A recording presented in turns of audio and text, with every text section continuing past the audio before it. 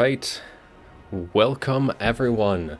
It's going to be a late night Sunday stream. We're going to be doing a little experimental jamboree here, doing a little different picks and bans.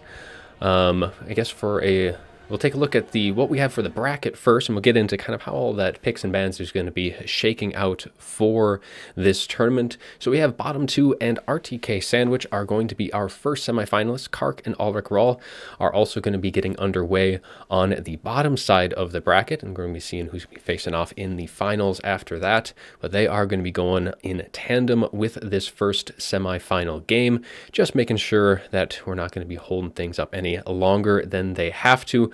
Normally, I definitely would like to get in all the semifinals, but time is definitely not a friend here of the domination style. So let's go back to our picks, bans, and all that jazz.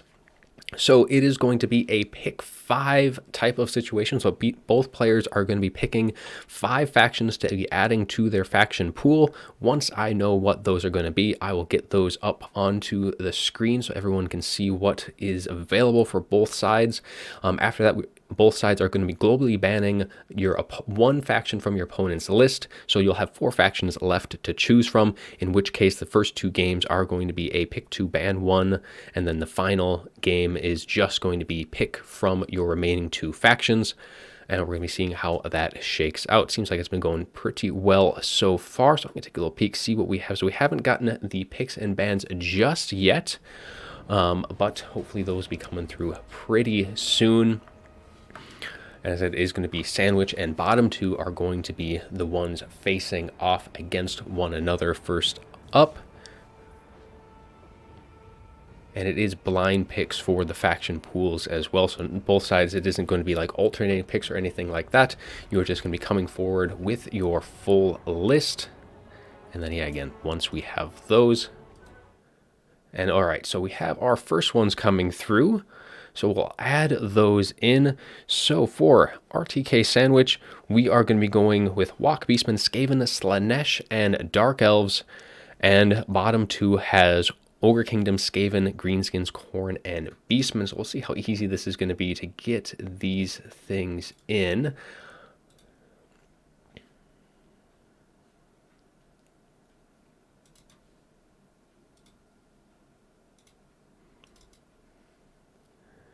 So we got Walk, Beastmen,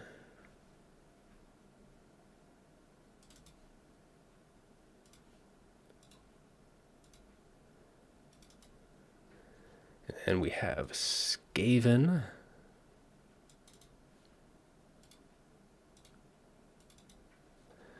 and Slanesh, and Dark Elves.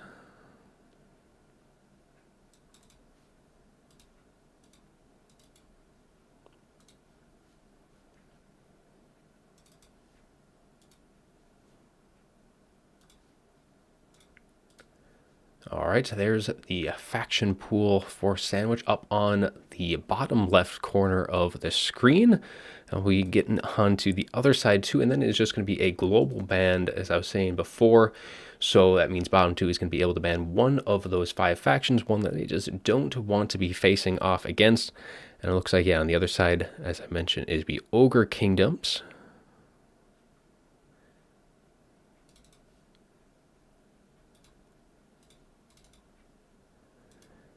And we've got Skaven, both sides having at least a little bit of similarity between the 2. Hey Narexa, welcome to the stream. Hopefully you guys weren't waiting around too long. I do know that I had said 20 minutes to start things off, but that did not it took a lot longer for these games to finish up. Should have expected that, but I was thinking, well, maybe if it's going to be some quick games, we had 2 quick games finish up, and then the last 2 took a little longer. Unfortunately, it was not the same ones that we could get one of the semifinals going earlier than the other. So then it's Khorne and Beastmen. That one's already ready to go. Khorne and then Beastmen for the last one. And there are our factions.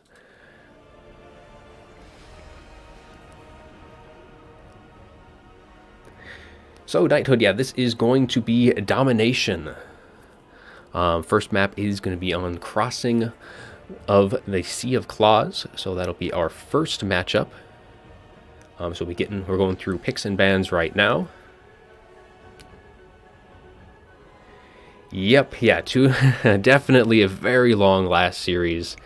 So I was hoping if we had started earlier that we were going to be able to maybe get both of the semis, but with how long that took, we are definitely just going to be having both semis off to the races for our first one, and then we'll be getting into just the final after that. And we're just waiting on our global bans, and then we'll have our picks going forward on our next one.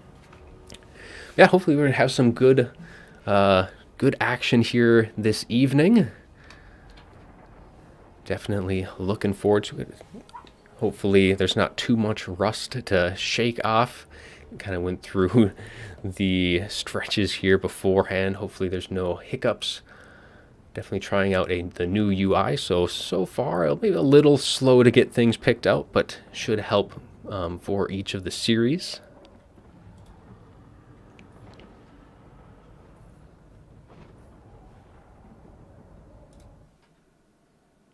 And we have our first global band is going to be Slaanesh.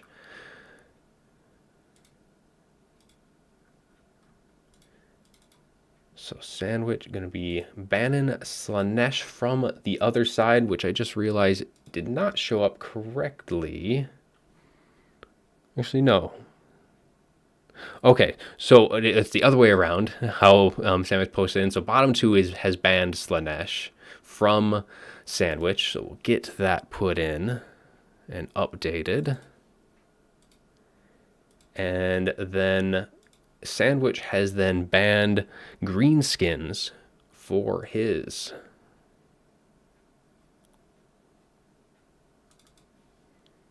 All right, so those are going to be off the table for their opponents. And I'll be going into the first picks and bans. And as I said before, it is a pick 2 and ban 1, I believe. I will just double check how that is going to be shaking out.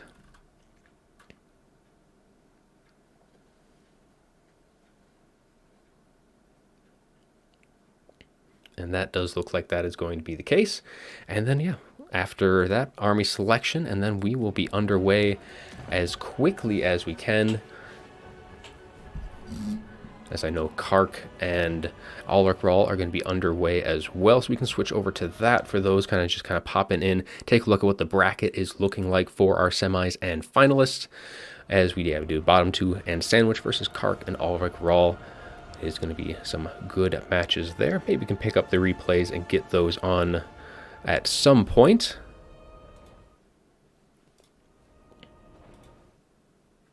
And for the first game for Sandwich, he is going to be going with Dark Elves and Skaven banning Beastmen. So that means that Beastmen are going to be off the table for bottom two for this first matchup. And then we will be seeing how bottom two responds. It is going to be just a pick one, and then we'll see from the remaining factions, because there is going to be no Slaanesh for Sandwich, which means he has Dark Elves, Skaven, Beastmen, and Khorne all to choose from.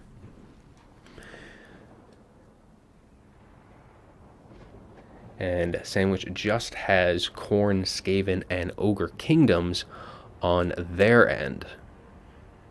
So taking a look at what we have, Skaven might be the way to go, though you will have to be a little bit worried about, well, Khorne and Beastmen. So Skaven probably not going to be the first pick, though that might be what 1-2 has gone with. It is actually going to be a Skaven. So it is going to be actually a Skaven mirror for our first one.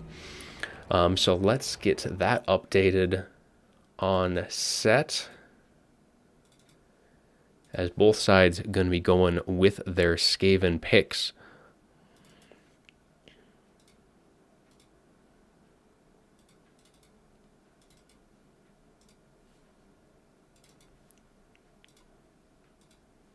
Very good. And then also update what we've got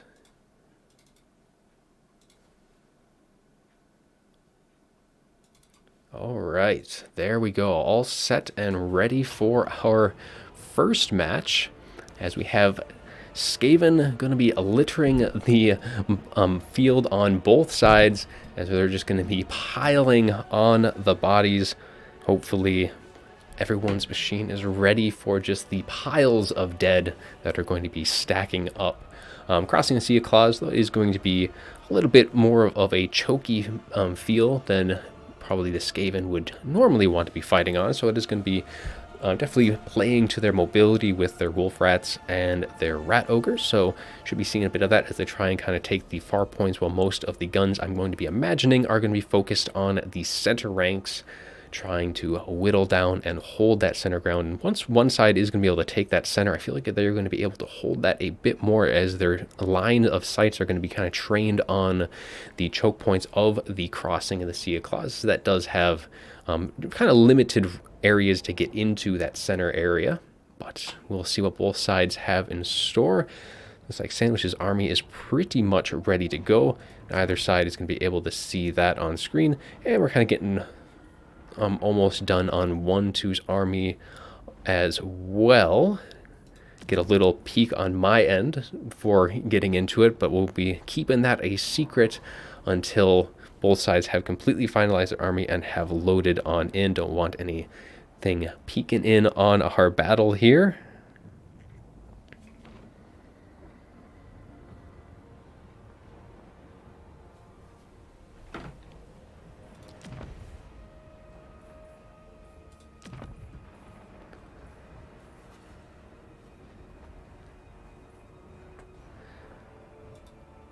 So let's see.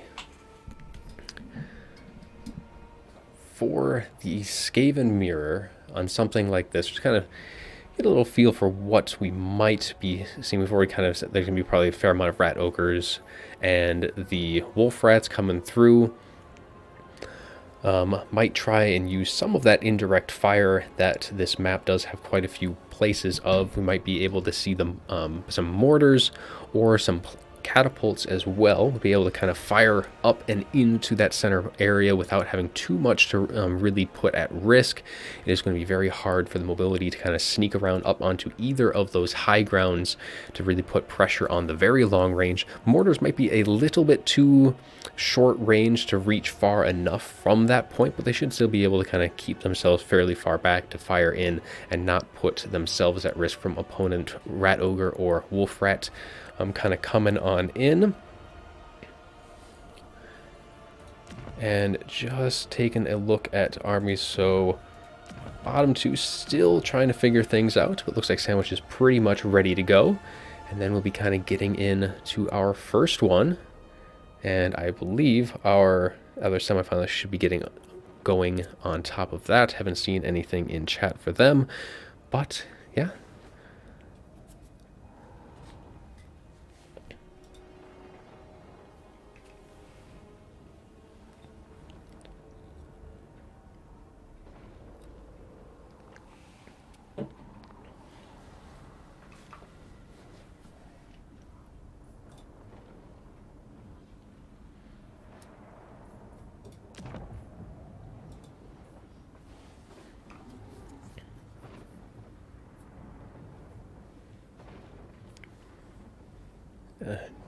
Just a little bit of cycling through the armies before getting ready, but we should be loading in here in just a second, as both sides kind of filter through their banners for this match, and almost ready on the draw for 1-2. Try and get that action rolling as quickly as we can. I know things have definitely dragged on just a bit this evening.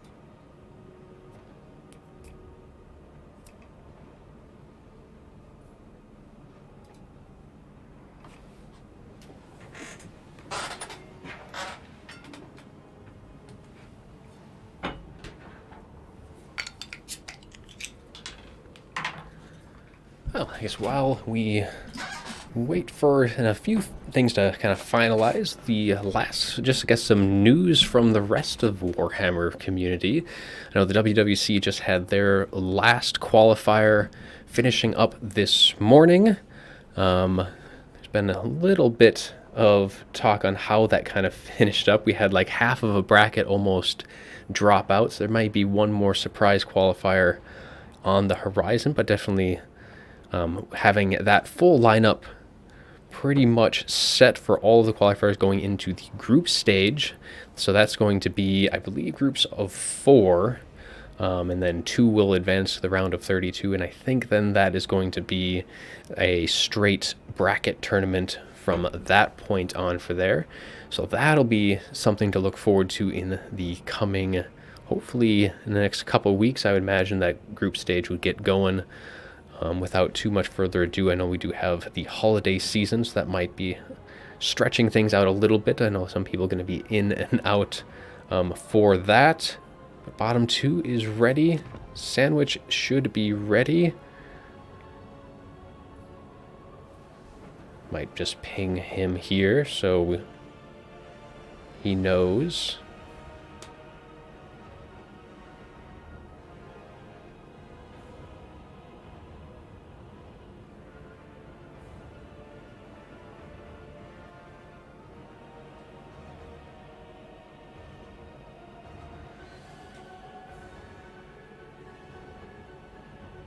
And there we go. All right.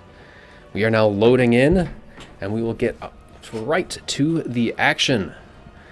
A nice, cool, almost probably hour after I had said we were probably going to start last time. So let's switch that scene over. We've got a Skaven mirror. It's going to be some good fun. Lots of death across the board. We'll see how things can be shaken up. We got a little sneak peek at both of the armies here.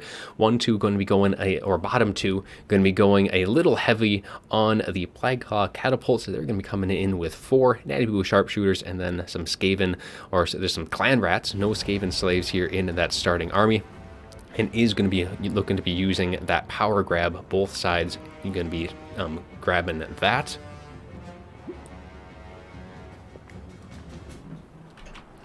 But Sandwich's side does have a little bit lighter on the artillery units. Still going to be bringing a couple of the Plague Claws, but is going to be going forward with a bit more on that front line. Going to go a little bit more in depth with what we've got. We do have a Packmaster and a Chieftain. Chieftain, of course, does have that power grab, which gives that nice buff to the leadership of the Skaven, which they definitely sorely want to be having. And then the Packmaster just going to be on their mount, going to be getting that terror and that region to kind of be roaming the battlefield with that. Rest of the front line is going to be Clan Rats with spears for that, with some Skaven slaves with spears also, and we do have the Natty Boo Boo sharpshooters going to be coming in for Sandwich's side with a couple of the Poison Wind Globadiers to boot, and that one Skaven slave which is going to be teleporting right on out at the start of the match. Rat Ogre to kind of wrap things up for that side. Now, for the side of bottom 2, as we saw loading on in, we have quad Plagueclaw catapults going to be kind of resting up on this ridge here, and they're going to have some nice avenues to kind of shoot in on, and not a whole lot that they're going to have to worry about, especially if there's going to be having quite a bit of mobility in their reinforcement pool, which hopefully they do have. Then it is going to be just Clan Rat spears and some regular Clan Rats going to be looking to protect them, so we're probably going to be sitting back and just trying to fire away, get a nice lead to that damage early on. Natty Boo sharpshooters as well to kind of help kind of shoot things down, but they definitely will have the artillery advantage. And the only thing though is that the artillery probably isn't going to be getting in range of one another, so both sides have a long distance to kind of cover if they want to before they have to start taking any kind of fire whatsoever. It looks like both sides are pretty much ready and they are underway, so we'll be kind of getting things moving here. And so far, both sides just going to be kind of sitting and waiting, not really expecting to be doing a whole lot of fighting right off the get-go. Sandwich definitely isn't going to be wanting to be running straight into the teeth of all of those Plague Claw catapults, so he'll be kind of taking this ridge, getting formed up on the top here, and kind of taking any pot shots himself into anything that does want to get into range, as we have bottom two going to be starting to filter a few units down into the lower fields, getting these Plague Claws up in range of the rest of the army. But Sandwich does have these nice ridge here, which is going to be providing a bit of an obstruction from those opposing fire, though they should be able to get in at least a few shots on some of the units as they do try and hide their way. And with sharpshooters, you're going to be moving up. Same thing on the other side, going to be nice and hidden from both sides, as they're going to be able to get some free shots in against the opposing forces. Clan Rats provide some decent shot for these Natty Blue Sharpshooters. Now, these Natty Blue Sharpshooters definitely don't want to be getting too close, don't want to be spotted, because they are going to get ripped a new one by the range of the opposing sides, as Plague Claws are just going to continue to fire away. But the Natty Blue Sharpshooters are going to be seen on bottom two side, as both sides actually are going to be discovered, and they are going to be able to kind of get focused down from both sides. But on the top ridge, these Plague Claws doing some pretty decent work so far, firing right into the Poison Wing Globadiers, getting some very nice damage as they kind of pluck away at their HP. And this Natty Blue Sharpshooters on Sandwich takes a massive volley from bottom two, as they're just going to be ripping right through, almost taking off half that HP from that single volley, and they're going to be wanting to retreat as quickly as they can, but they're going to be taking some shots to the rear as the rest of the forces are going to be firing away right into their backs. Ikit Claw going to be zooming on forward as he's trying to kind of provide any kind of distraction, as the Natty Blue Sharpshooters is seeing that they're not going to be able to really escape this, trying to maybe get a shot off, but they're going to be routing right off field. So very nice opening plays by bottom two, as they're able to get a very nice pick early on. Ikit Claw, though, going to be rolling around with his Doom Flare, trying to just kind of mess things up, though he's now going to be kind of the focus of some other shots, as a Packmaster on the Warlord on his mount can be kind of coming through. Not a Packmaster for them, but he's going to be kind of charging on down to deter Ikit Claw. Ikit Claw does drop his brass orb into the middle of those Natty Blue Sharpshooters. They are going to be holding them in place, which is going to allow the Plague Claws to get some shots in for themselves, and are going to be taking their HP down a bit as the shots do rain home, get some very nice volleys off, and that Warlord going to be continuing to chase Ikit Claw, though, off and kind of keeping him away from the units that do matter. But Plague Claw is able to do what they needed to, and that the Natty Blue Sharpshooters are still on the field, but they are getting pushed back, and they're going to have to be a lot more careful and have kind of reduced a bit of their stopping power against Sandwich's army, as that Warlord continues to just hound Ikit Claw, but now he does have a bit of support with these Rat Ogres against that overextended Warlord, but Ikit definitely not going to be wanting to stick around with his Doom Flare. If he had his other one, maybe wanting to stick around, but that Warlord himself is going to be kind of pulling through, and down comes a tide of the Skaven, as all of the Skaven slaves are going to be kind of pushing down into this lower point, trying to take something, because right now bottom two actually has all three objectives early on, able to kind of push those units out and kind of just put one at each one, kind of getting an early lead onto the points. And Sandwich is going to have to kind of push through. He is really bunching up a lot of his units there, and if those Plague Clouds are in range, and it looks like they are just on, actually they should be in range right now, that would be a very nice target for them to just kind of pound in against some very clumped up units, as more of the Rat Ogres, though, going to be trying to kind of flowing into the center point, as the Plague Priest and other Rat Ogres kind of come down that hillside on bottom two side for that, as we also have to be getting some Poison Wind now, going to be starting to be able to get some shots in, and some nice grouped up units, Clan Rats and Rat Ogres, which provide a very nice target for them, as these Clan Rat Spears going to be getting kind of beaten down on that side. But here is a nice Flensing Ruin, looks like me going down, looks like, and there it is, as it is going to be, and that looks like it is from Sandwich, who did cast that, so there's going to be a nice group of units to kind of really kind of whittle it down, and that Plague Priest took a massive amount of damage from that Packmaster, him doing some very nice work, as that Chieftain is going to be kind of coming in and able to get rid of these magic from bottom 2 side, as that Plague Priest is going to be getting pushed off, and the Packmaster kind of looking to kind of finish that job, kind of charging in, trying to get a hit or two to make sure that that Plague Priest isn't going to be coming back, but the Plague Priest is able to kind of route back towards their own units and should be back in the fight in no time, as there isn't really anything that's going to be following up too quickly on that front. But right now, all of these Poison Wind able to get some very nice volleys in, hopefully trying to clear out all of these Rat Ogres, and that's going to allow a nice path right up the hill, as we do have some units going to be trying to hold that line, but there is not a whole lot of units that are going to be in this avenue to hold back all of these Rat Ogres from just kind of flowing right up this hill. We do have just some regular run-of-the-mill Clan Rats. Plague Master can be charging forward, getting a nice hit on that Plague Priest, but the Plague Priest is able to get at least one summon of Clan Rats in before he does end up kind of routing off once again, and one more hit should be able to finish it off once and for all, as the Packmaster tries to land the final killing blow to that Plague Priest, and should have plenty of opportunity to do that, plenty of mobility here. Chieftain also kind of getting into the works. Nice little brass orb dropping right on top of those Natty Boo Boo sharpshooters. And take a look at the rest of the battlefield, as more of these Skaven Slaves are going to be kind of pushing back these Poison Wind Globadiers. We do have some Night Runners coming in as well for bottom 2 to kind of get some shots in, try and peel these guys off, while the rest of the line is holding strong. But with these Poison Wind Globadiers, should be able to deal with these Clan Rats. They are kind of doing a bit of mutual fire there, but overall that the damage should be in Sandwich's favor in that engagement. Back to the center ranks though, as that Plague Priest still able to survive, but is very, very low on HP. Very well might not be coming back, and it looks like we're getting a terror rout though on these front lines. Only these Clan Rats are holding things back, and the tide is coming up the hill. Bit of friendly fire coming in from Sandwich's side, and some Rat Ogres going to be trying to plug this hole, as the last of the Clan Rats do end up terror routing to that Packmaster. That very nice bit of help with that terror has been very instrumental in kind of pushing farther and farther up into his opponent's spawn.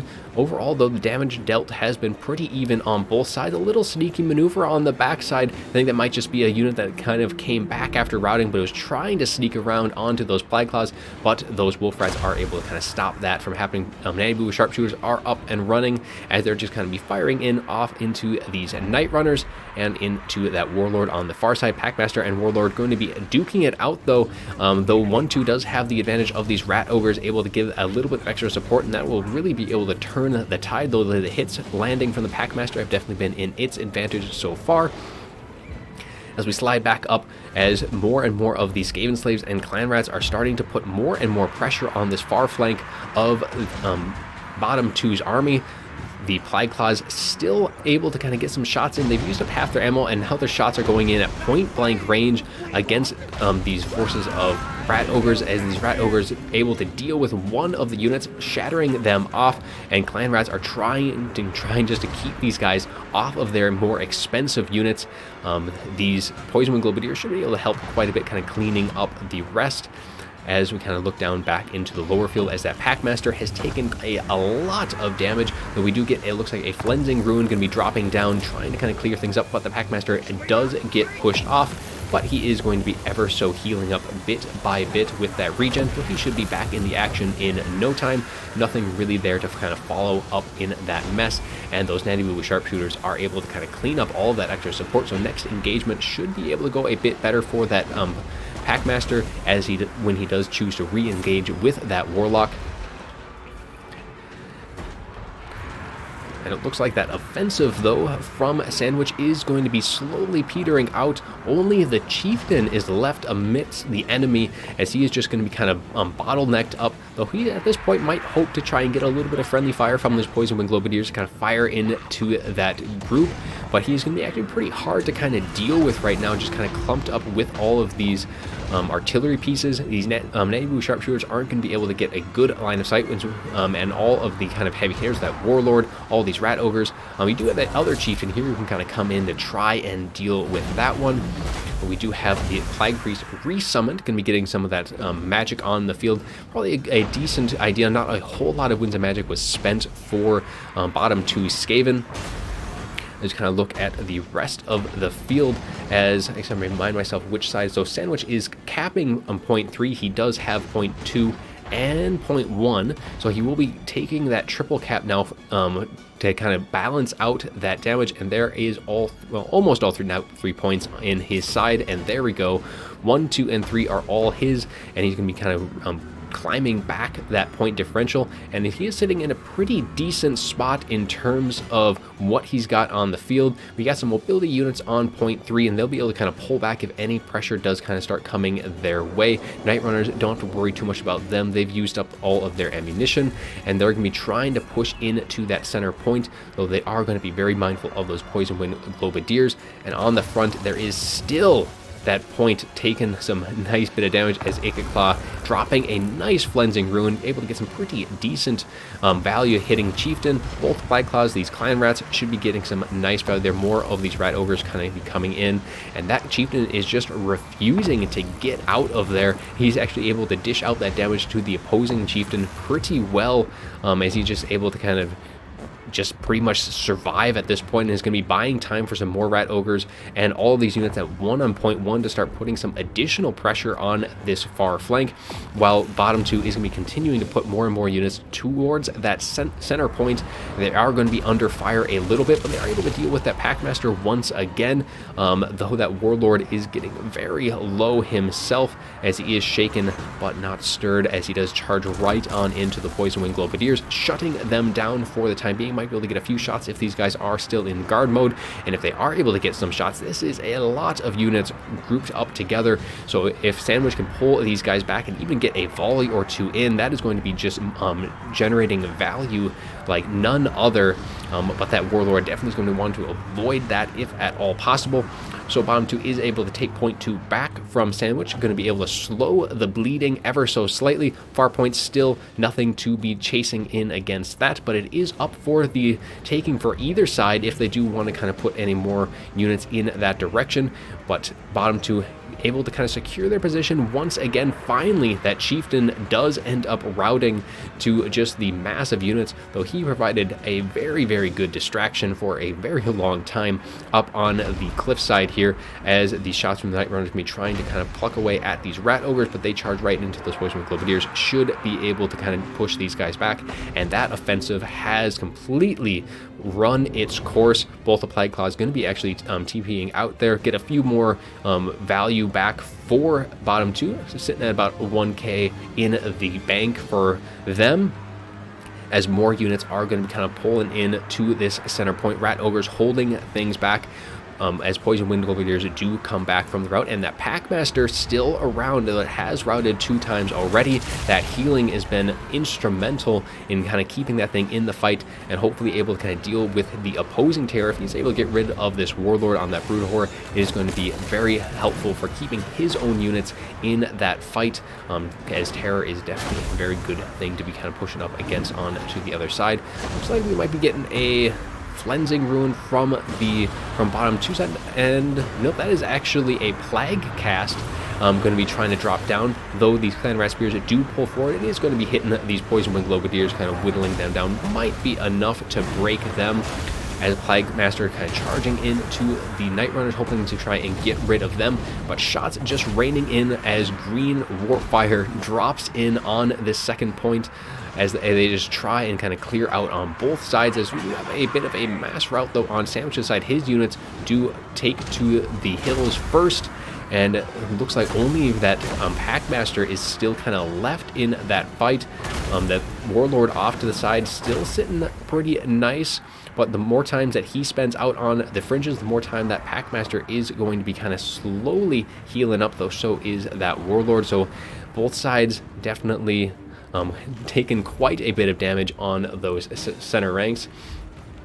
So we'll see kind of how the battle is kind of faring.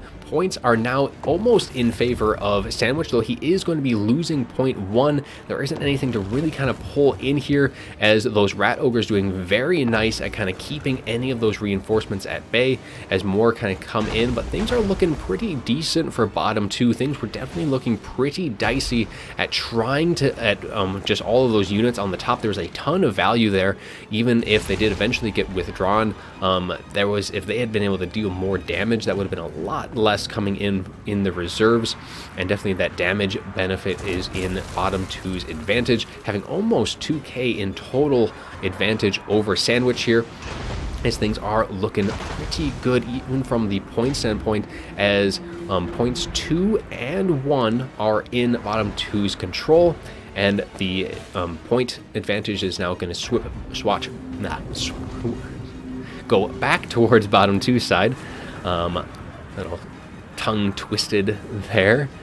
But otherwise, yeah, I think just the position at this point is pretty strong. A few points had to be kind of pushed in 2.3 for Sandwich to kind of hold things back, as Clan Rats and that Warlord do dive in, though he's getting very, very close to his heal cap, and these Wolf Rats definitely going to probably be nice to kind of deal with these Night Runners if possible. It looks like they are going to be trying to maneuver their way through, nothing supporting that top field except for all of those supplies in the reserves. That's still 1,200. That is quite a bit, as more Wolf Rats are going to be kind of filtering their way down through the top field, as more and more things do get pushed back, and those Plague Claws just continue just rain down and do some very good work. Now, of course, they also do have that Discourage, so these guys, minus 10 leadership to some Clan Rats isn't going to be holding them in position very long, especially with these Rat Ogres going to be charging down the field, going to be getting a nice rear charge, and that is going to be breaking these Clan Rats almost for certain here. And it looks like we also have another Clan Rat summon who's going to be breaking them before those Rat Ogres do make contact. Probably could have saved their Winds of Magic for that cast, as these guys were already on their way out. But the Wolf Rats, they did not last very long either, as they themselves end up routing. And there just isn't a whole lot of, there isn't a whole lot of pressure on from Sandwich. The only position that he's really able to hold at this point is point 3, and with these Rat Ogres, they'll be able to deal with these Wolf Rats probably no problem, as more Clan Rats can be going in that direction. And really, Sandwich is kind of hoping on all of these Rat Ogres to kind of turn that tide, but with these poison or the Plague Claw catapults just firing away, that contaminated effect is just so beneficial, as just kind of keeping just only a few units engaged at a time, as they just don't have the time to kind of generate enough support. Icket Claw himself is kind of coming in now, but he is very low on HP. Definitely doesn't want to be tangling with those Rat Ogres for too long, though the point is kind of jumping back and forth. Definitely at this point, I think if Sandwich is going to win, it is going to have to be with points. This field presence is definitely not in his favor, and that point is getting closer and closer to victory for bottom 2, as it is now less than 200 points to go. It is getting very close to having to be into triple cap range, and that is going to be a very tall order for Sandwich with what he has on the field. There just isn't enough to kind of quickly break into anything. These Poison Wind Globadiers and those Rat Ogres just waiting on that point. Nothing is going to be able to try and quickly cap that. Only almost 100 points left to go, and with 0.1 or 0.3 here falling to bottom 2, I think that is going to be curtains, as that damage differential continues to climb more and more. And that is going to be all she wrote, and Sandwich is going to concede at first game. Bottom 2 takes it. So let's take a look at that after battle report here, and then we'll also get that score updated, as well as bottom 2 takes game 1, going up 1-0, as plenty of dead on both sides. So for the side of Sandwich, the Chieftain, even though he was engaged in melee up on that hill for the longest time, did not generate a ton of value, but he was definitely a good disruption tool. Eddie with Sharpshooter getting caught out early, definitely a bit of a misplay by Sandwich. Would definitely wanted to keep those guys up on the hill a little bit longer, especially once they were discovered. They were just focused down very, very quickly, and were kind of a mute point for the rest of the fight. Packmaster kind of expected to do a little bit better than that. He was kind of in and out of a lot of different engagements. Plague Claws did very well, 1,600 on those those guys. And then the Rat Ogres, Poison Wind, nothing really special with the rest of that line. In the reserves, Ikit Claw did very nicely, 2,900, and these Rat Ogres doing decent, but nothing too extraordinary. The Wolf Rats as well, one of them did rather nicely at getting 1,000, but then the rest of the units just not really generating much for them, even from a Skaven side. All the Plague Claws on the other side getting pretty decent value in general, but they were kind of shut down. Natty Boo Boos, on the other hand, almost 2,500, a ton of value from them. They did very excellent work for bottom 2 in that. For the reserves, Plague Priest not doing much, but the Warlord definitely did some pretty good work, and the Rat Ogres on bottom 2 side did very, very well, getting tons of value across the board on those, much better than Sandwich's side. That is it for that one, so we'll switch back to this scene, and we'll see what we have in store for our next picks and bans. So I'll pull that chat up and see what we've got coming your way next.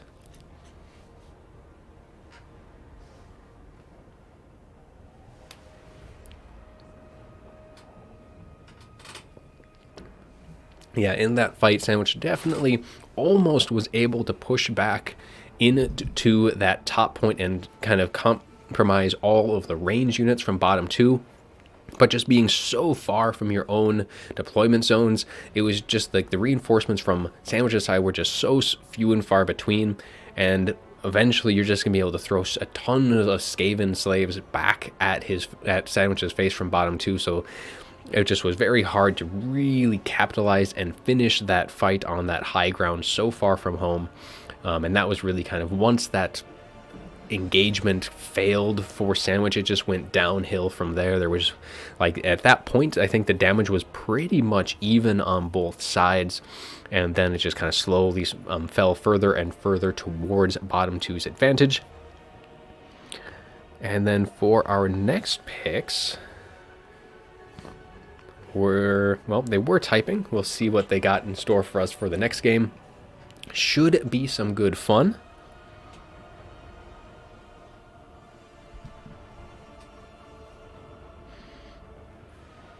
And yeah, the next map here is going to be the Battle for Itza. So bottom 2 is going to pick Ogre Kingdoms and Khorne, and is going to be banning Dark Elves. So we won't have any Dark Elves, Slaanesh, or Skaven to choose from Sandwich's side. So it is going to be Beastmen or Khorne for that. And that is going to be kind of played into either Ogre Kingdoms, Khorne, or Beastmen from bottom 2 side. Actually, wait, no, because that was picked 2, so it was Ogre Kingdoms and Khorne.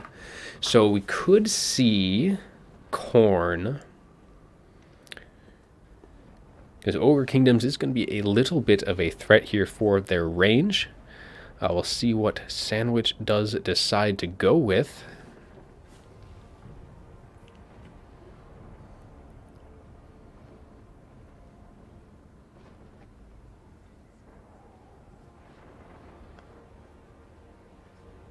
Still thinking on that front. Not a whole lot of choices. Yeah, Beastmen or Khorne. And so Beastmen into Ogre Kingdoms or into Khorne. That could be an okay. Centaurs with throwing axes into Khorne should do fairly decently. Now, there is quite a bit of mobility that Khorne would have to add to the table with all of their Furies, their Khorne Dogs, and their own Skirmish Cav. It will probably be the high armor that will be the biggest threat if Sandwich does decide to go with Beastmen, so I'm expecting potentially Khorne. Walk would be an interesting choice, but Walk is not in the pool for either of these players. They have foregoed that decision entirely, so we will not be seeing the Warriors of Chaos in this series. Maybe in the final, they will have Walk in that selection.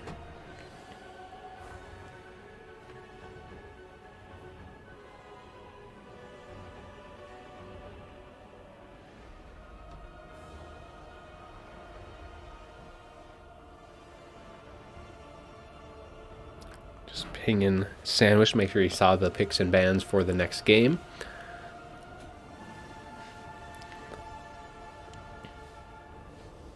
Actually, wait. Oh, that is Warriors of Chaos. Wow. Okay. Yep, that is definitely. Even the ones who put those in there is like, yes, that it looked a little similar to Corn for whatever reason. Yes, that is Warriors of Chaos. Warriors of Chaos. Yeah, I would imagine that is going to be the pick here. I totally blanked on that one, but yes, that is what I would expect here.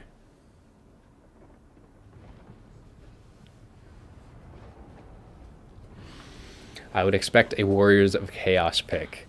I think that is definitely going to be the strong pick. Just Beastmen dealing with that high armor. So yes, Nerexa, that is a very, very good point. So thank you for clarifying that. I'm like, oh, wait a minute. Those two look a little different.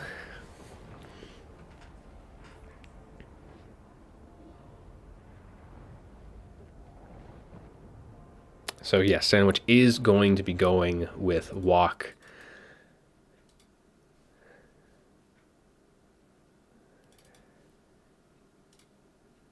There we are. And then we'll see what bottom two is going to be responding with.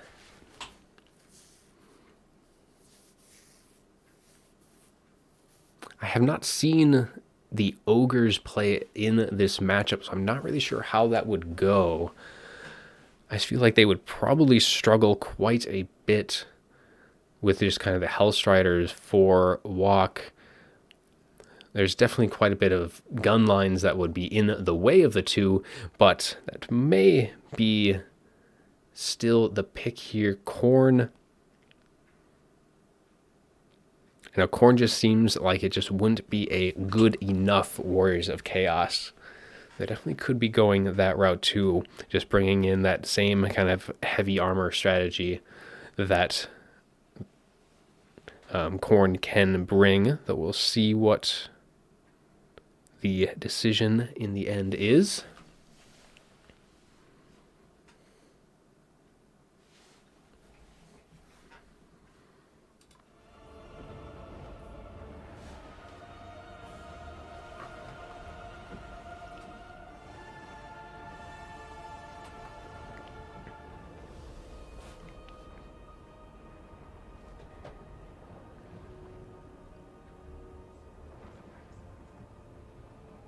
Looks like bottom two might be going with the Ogre Kingdoms. They've at least selected that in the lobby, so that looks like at least that what they're possibly leaning towards. And that might be, Narks, we might be seeing the Ogre Kingdoms against the Warriors of... Oh, actually, okay means Ogre Kingdoms. Exactly that, not just okay, I've seen the message. Yeah, it is going to be Ogre Kingdoms for bottom two.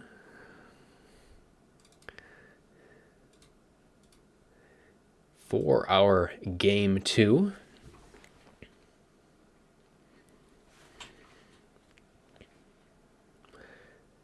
And if Sandwich is able to pull this one back, it is going to be down to just the remaining two factions. That is a Dark Elf Beastmen versus either the Khorne and Beastmen from the other side. Imagine at that point we'll probably be seeing Dark Elves from Sandwich, and I would think maybe Beastmen from bottom two. Dark Elves is definitely a very strong matchup into Khorne. Pretty much all of their ranged is going to be armor piercing, and that is very good against the Khorne roster. But that is only if the Warriors of Chaos are able to take down the Ogre Kingdoms. For this next map, it is on Battle of Itza, so it is going to be a little bit of a tighter map. It is going to give the Ogre Kingdoms a little less kind of area to maneuver and to kind of get their shots in. But on the flip side, it is going to be a little bit more pressed for the Warriors guys if they want to kind of put pressure on that back line with their own mobility. It is going to put them very close to the reinforcement points for the Ogre Kingdoms, and they're able to kind of come in themselves with like Sabertusk packs and just monstrous infantry themselves, though that will be, of course, a bit risky with all the Hellstriders. We'll see how both sides going to kind of shake out on that. And it looks like both sides are almost set for their army comp.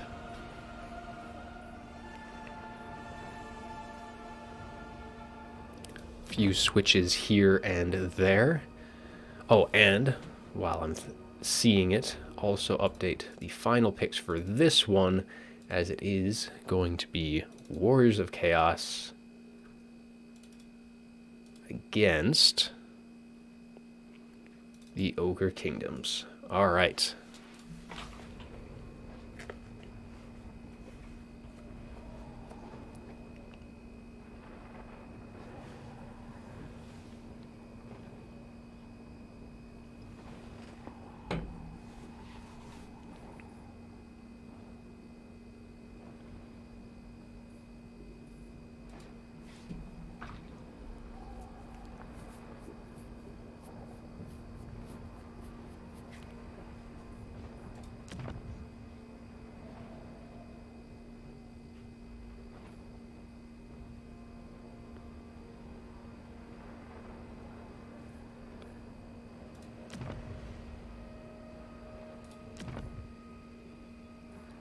Okay, I think both sides are just about squared away, trying to fit in the last little itty bit of funds for both sides. And then we will be getting underway for game 2 of our semifinals. Not sure how our bottom bracket is faring so far, but hopefully they will be wrapping up about the same time that we will here, so we can just jump right on into the finals.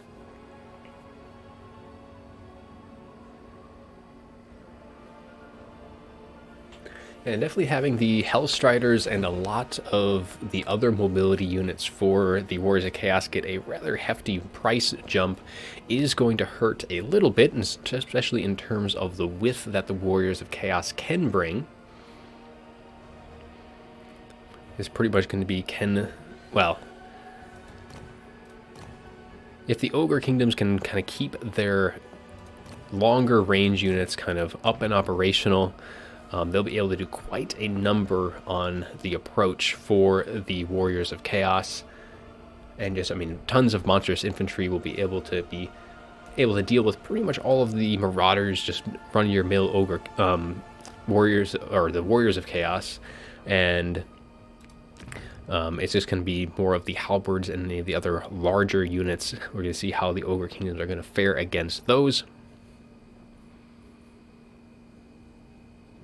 But we shall see.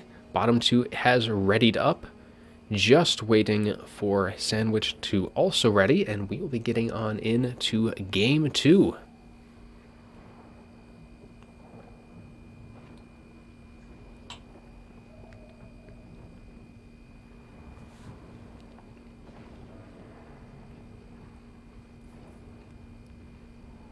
Little last minute switcheroo though on Sandwich's side. Can't quite figure out which way he wants to go with everything.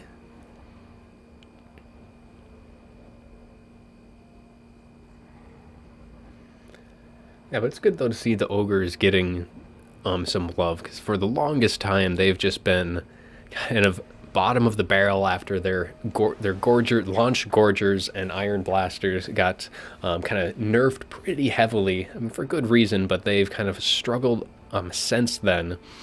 And I have seen them have a little bit of luck as of late.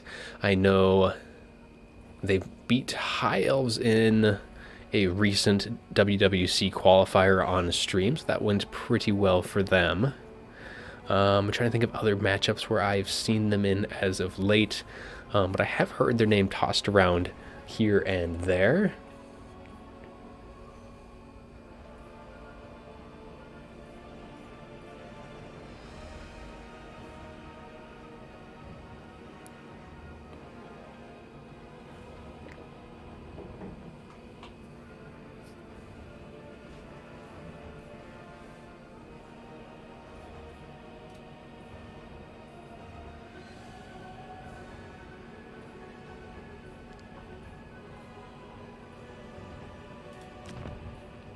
All right, I think we've got our armies Just making Sandwich just can't seem to decide which one to do.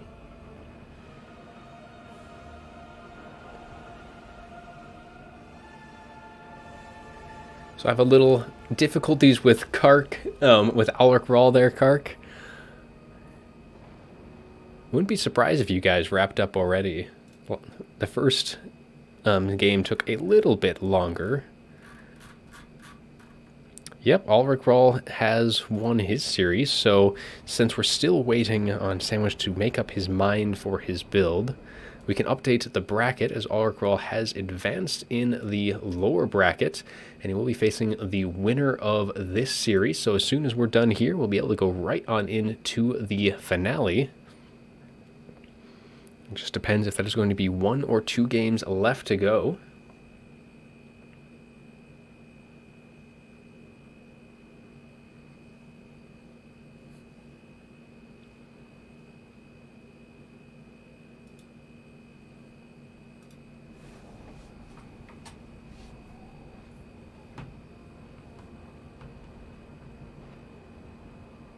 All right, both sides have readied up, and we are loading on in. We'll switch the scene over, get a little sneak peek at what is going to be on the table for both sides, as we're going to be seeing halberds and monstrous infantry with Archaon on the Warriors of Chaos side, and then we do have a Slaughtermaster with the Great Maw, and then we're going to be seeing some Ogres and Noblars coming on in with some rather large cavalry to mix into that fight as well. These guys are going to be having a nice bonus versus large, and they're going to be seeing some nice elite units on that side, as well as the ROR man-eaters with pistols, as they're going to be getting some nice kind of close range shots, kind of supporting their own front line. And then once we get both sides fully loaded in, we can kind of go into those armies more in depth.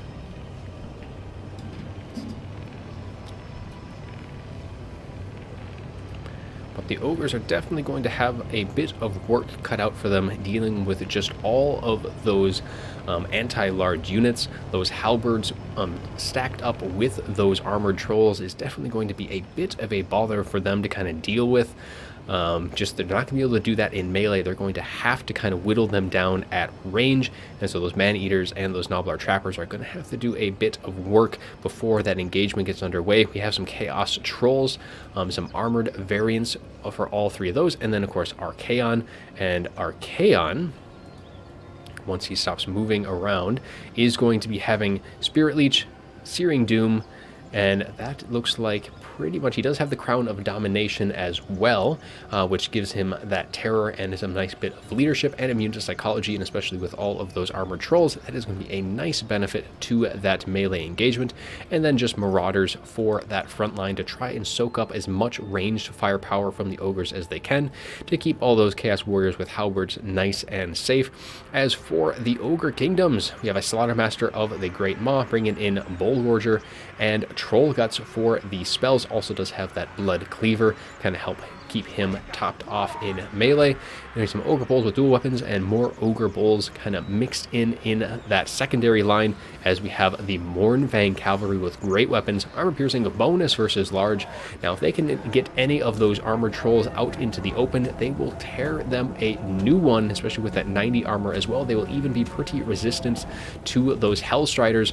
We also do have those Powder Guts man-eaters with Ogre pistols, ROR, and then of course there's going to be pretty much Noblar Traplets and Noblars for the rest of that front line, just to kind of add a little bit of support. But definitely Ogre's going to be wanting to keep them all nice and together. Don't want to be separating these guys too much, as Archaon going to have pretty much free mobility, at least for now, though we are going to be seeing those lead belchers come in to get a little bit more longer range and hopefully deter Archaon from just running wild, because as long as he stays out of these man-eaters range, he pretty much had free range until these guys came on board. Also, these Mournfang cavalry going to be wanting to kind of circle around and keep him away from the rest of his army, as those pistols just continue to try and get some pot shots in to hit his retreating form, as he's going to be hiding behind these pillars until he is ready to kind of push into that flank. But the rest of the Warriors of Chaos are going to be taking that high ground, as they're just going to be taking point 1, kind of building up a little bit before kind of descending upon the plains and trying to get into the ranged units of the rest of the Ogre Kingdoms, as these Powder Guts kind of thinking to try and push it a little bit further, but are going to be kind of pulled back into the rest of the formation, keeping them nice and safe. But they're just going to be keeping an eye on the crest of this hill before just making sure nothing kind of sticks its nose out into the open, and they'll be more than willing to kind of shoot them right on off. Chaos Spawn coming in for the Warriors of Chaos Summon, just adding to more of that monstrous infantry on that front line, hoping to counter the Ogre Bulls that are on the far side. Now, this Mournfang cavalry, they are going to be able to do pretty decent, especially as well with those lead belchers. Are going to just love to be firing into these monstrous units, but we'll see if they're able to deal enough damage quickly enough, because if this front line hit that Ogre Kingdom front line, I don't think that Ogre Kingdom front line is going to be holding for all too long, and more Chaos Warriors with halberds are going to be taking to the field, pretty much going to be 1 halberd to 1 monstrous infantry at this point, as they're all going to be wanting to be stacked together, 1 a piece. And the Ogres are just going to be kind of slowly pushing in, just so they're at the correct range. More lead belchers going to be making their way onto the field as well. Pretty much going to be wanting that range to be right at the cusp of this hill, as they're going to be wanting to fire in and just kind of pluck away. They don't want to be having any of that range taken up by these obstructions. Be wanting as much time as they can to fire away onto the Warriors of Chaos. You know, Archaon is going to be pulling their attention as he dives in through the trees, going to be taking cover for it now, but he is pretty close to the rest of the supply points for the Ogre Kingdoms. Doesn't want to be getting caught out by any of the kind of more elite stuff that can deal with him, though. I mean, Archaon himself is very, very strong. He's going to be taking this opportunity, though, to dive right on into the side flanks. I think these Powder Guts are going to be wanting to kind of keep him at range. They are going to be getting some shots in, but he's going to be using these lead belchers now as a bit of an obstruction, because these man-eaters are going to want to fire in against him, but there isn't a whole lot of good areas to fire in. These guys aren't just kind of low-sitting infantry. They are monstrous ones, and it makes it a lot harder to get some line of sight onto Archaon. He does drop that Spirit Leech onto the Slaughtermaster, as he is just going to be charging in at the same time as the rest of the Warriors of Chaos army as they charge on down the hill. Initial front line of Marauders gets themselves shot up by those Novelar trappers, but the back line is going to be where this battle is going to be a lot more critically decided, as that Slaughtermaster so far hasn't taken too much damage from Archaon, though these Powder Guts are going to be charging in just into melee as well. And there are no slouches in melee, but they're just trying to assist their Lord, trying to get that Lord out of the fight, as Archaon just kind of switches target right into these Ogre Bulls, kind of keeping them away from that front line, as more and more units they'll kind of charge in, as we also have those Hellstriders going to be looking to collapse onto that back line. These Hellstriders are going to love these lead belchers. They are going to tear them a new one oh so very, very fast. And the Feral Manticore as well going to be jumping onto any unoccupied forces, and I think this is pretty much about it. This fight is going to go very poorly for the Ogres. They just did not have enough time to really shoot. These Mournfang cavalry were not in a good position either. They were not able to kind of zone out Archaon. They pretty much should have been shadowing him, especially once these Hellstriders came in.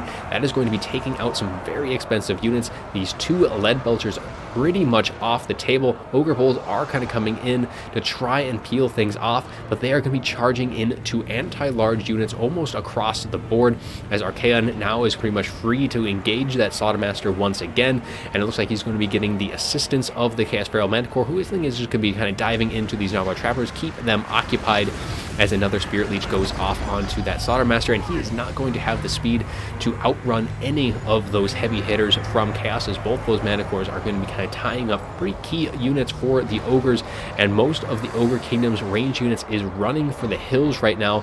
That damage definitely in the Warriors of Chaos advantage at this point, as they are well ahead in that regard, almost doubling the value very early on in the fight. as we're going to be dropping down some spells from above right into these grouped up units of Nobblers, pushing them off and removing more and more of that infantry support for these monstrous units. And now they're just going to be pretty much engaged with those halberds and chaos trolls, and that is going to just be value city for those halberds. Archaon doing some nice work in keeping these lead belchers off the table. Power guts do try and come in, but the Chaos Experimental Corps takes to the sky once more, though we do have the Mornfang Cavalry, these very elite anti-large units, going to be trying to hound Archaon.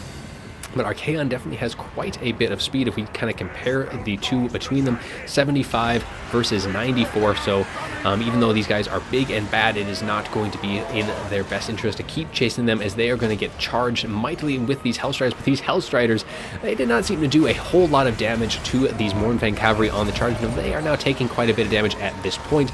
Those Hellstriders took quite a bit on that initial charge, though I think still in terms of value, these Mornfang are very expensive. So I think even with that, they'll still come out on top. Rest of the units are putting the Ogre Kingdoms to chase. There is very little left on the battlefield for the Ogres, and I think it is now Ogre, my lord, as the Ogres are pretty much done and dusted at this point. I don't see any good way for them to kind of pull their way back, because they need space to operate. Lead Vultures are coming back online, but it is only very temporarily, as more Hellstriders can be charging in, kind of quickly probably breaking these Nobblers off a quick charge, and then are going to be redirecting right on into these Lead Vultures and these Trappers. The Mornfang Cavalry does end up routing, as the rest of the Ogres, just nothing really left to support. Things are trying to kind of trickle in. Ogre Bulls with Iron Fist can be charging in, but they're just charging in again to halberds, stuff that they don't really want to be fighting too much of, and there's plenty of units in the reserve. So we have Chaos Spawn, Armored Trolls, and more halberds here just waiting on the points, and they're just going to be welcoming these Ogres with open arms, as they're going to be kind of collapsing in on them. Both of the Manticores taking down that Slaughtermaster, and that is going to be that. Definitely a very strong showing for the Warriors of Chaos. And looking at the comments directly of Archaon, from what I can gather, the reason for him is he is a lot smaller target than Bellicor. So he's not going to be at much of a risk of being shot to pieces. And especially with the type of army that Sandwich brought, we have armored trolls here, and trolls have a little bit of a leadership problem, which Archaon definitely mitigates quite a bit, even though in this matchup, or in this game specifically, he didn't spend much time close to that front line. In general, having him close to that front line with that Helm of Domination gives a nice buff to them, with that also that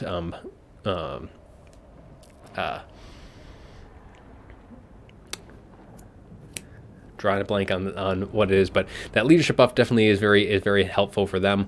In terms of value for these units, we'll just kind of quickly go through that. One Halberd did rather well. Archaon did pretty good, especially considering how short that initial fight was. Spawn coming in, kind of just quickly doing their thing. One of the Pharaoh Manticores did very well, and then of course all of the Hellstriders coming in, just cleaning up shop in that back line. As for the Ogres, not a ton of value on that. They did not have the time or space that they would have wanted to kind of deal with things. Those Lead Vultures getting taken out very quickly definitely took away most of the teeth for that army. But that's that for that first one, as Sandwich is going to even things up. So left score is now going to be 1-1 going into a game 3.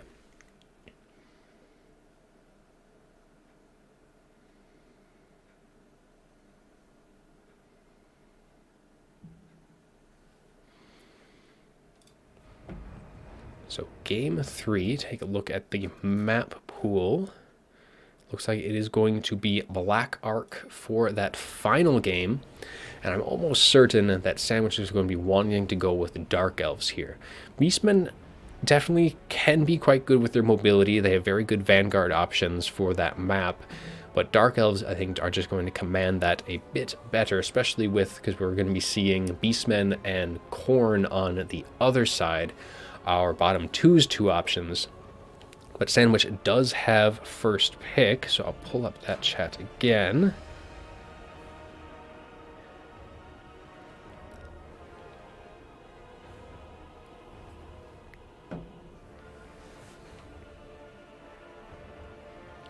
Yeah, the only thing with that Crusher ROR is it was in the reserves, and that is a lot of funds to be trying to summon in at any stage in a game, because if you don't have it to start with, it is very hard to kind of bring that in later, especially when you're being pressured so aggressively, because there really wasn't that much time building up for the Warriors of Chaos, just because they just kind of pushed through and were able to really kind of sweep in very fast.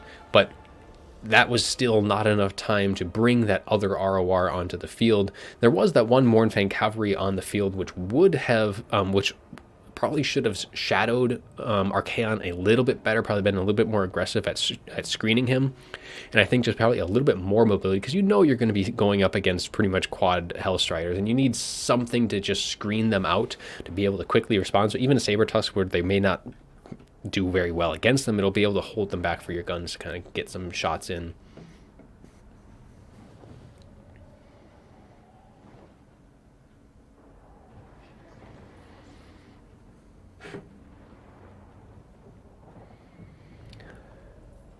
But it does not look like we'll be seeing Dark Elves. It looks like we will be seeing a Beastman Mirror for our final game.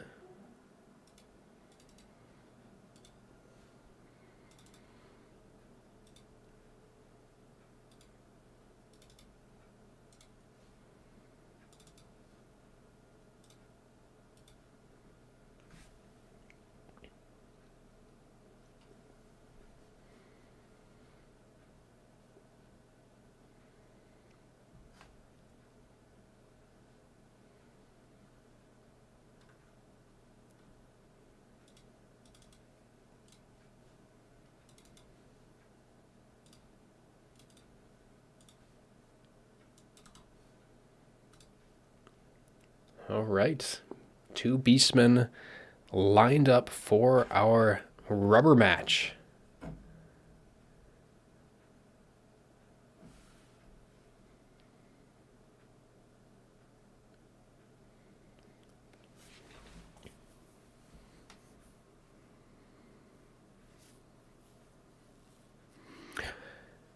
mean, the way I could probably see the Sky Strider being a lot more beneficial in that last game is if you probably didn't, if you would have dropped the Lead Belchers. I think bottom 2 may have been, if it gotten maybe more tall versus trying to keep those ranged online. Because already you're sitting at 2 units that pretty much cost 2k a piece. The Mournfang Cavalry, I want to say, are like 17 plus or around that range. Sky Strider is 2100. So that's probably a bit too tall to have both of those on the field and then to keep all that ranged online. But they could work. Yeah, I just haven't seen them probably in that matchup, or I haven't seen that matchup all too often at all, so hard to say for sure. But with our current matchup on hand, it is, of course, that Beastman Mirror on Black Ark. So I'm expecting to see either quite a bit of mobility, utilizing that Vanguard position. So those Centaurs probably going to be seeing quite a bit of play on the field. And then, of course, with the Minotaurs getting their nice buffs as of late, probably be seeing a bit of them as well. I think Butchers of Kalkengard probably have a pretty decent showing here, especially with that kind of regen that they've got, being able to kind of sustain any early skirmish fire and kind of power through that kiting stage pretty well.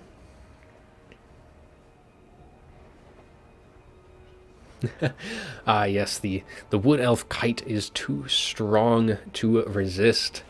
I don't know if I've ever really seen the ogres fully kite. They have, Lead Belchers have quite a bit, especially on Itza. Itza doesn't have exactly the range to do a whole lot of kiting with. But yeah, it definitely could have been a valid option there, because there wasn't any skirmish to really kind of pressure that. It was pretty much all Hellstriders and Archaon for the most part. Everything else was pretty static. I mean, Hellstriders are quite a good pressure tool, but that could have been an option too.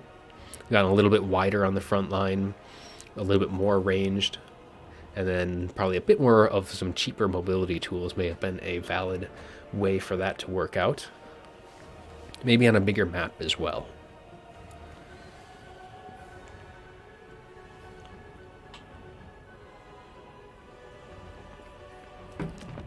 All right, seems like both armies are almost fully set.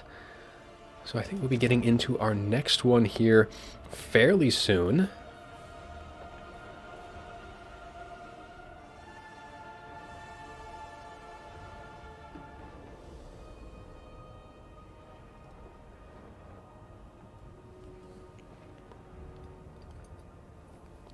Sandwich is ready, just waiting on bottom 2 to also ready up. Sandwich is almost certainly hoping that this mirror match goes better than the first one. Yeah, beat pretty well in the Skaven mirror.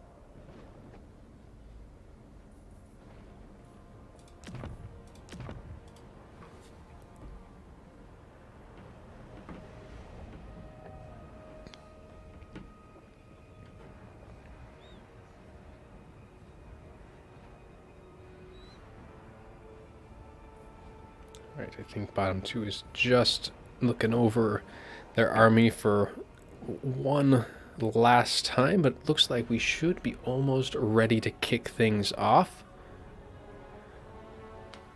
To see who ends up making it to the finale here.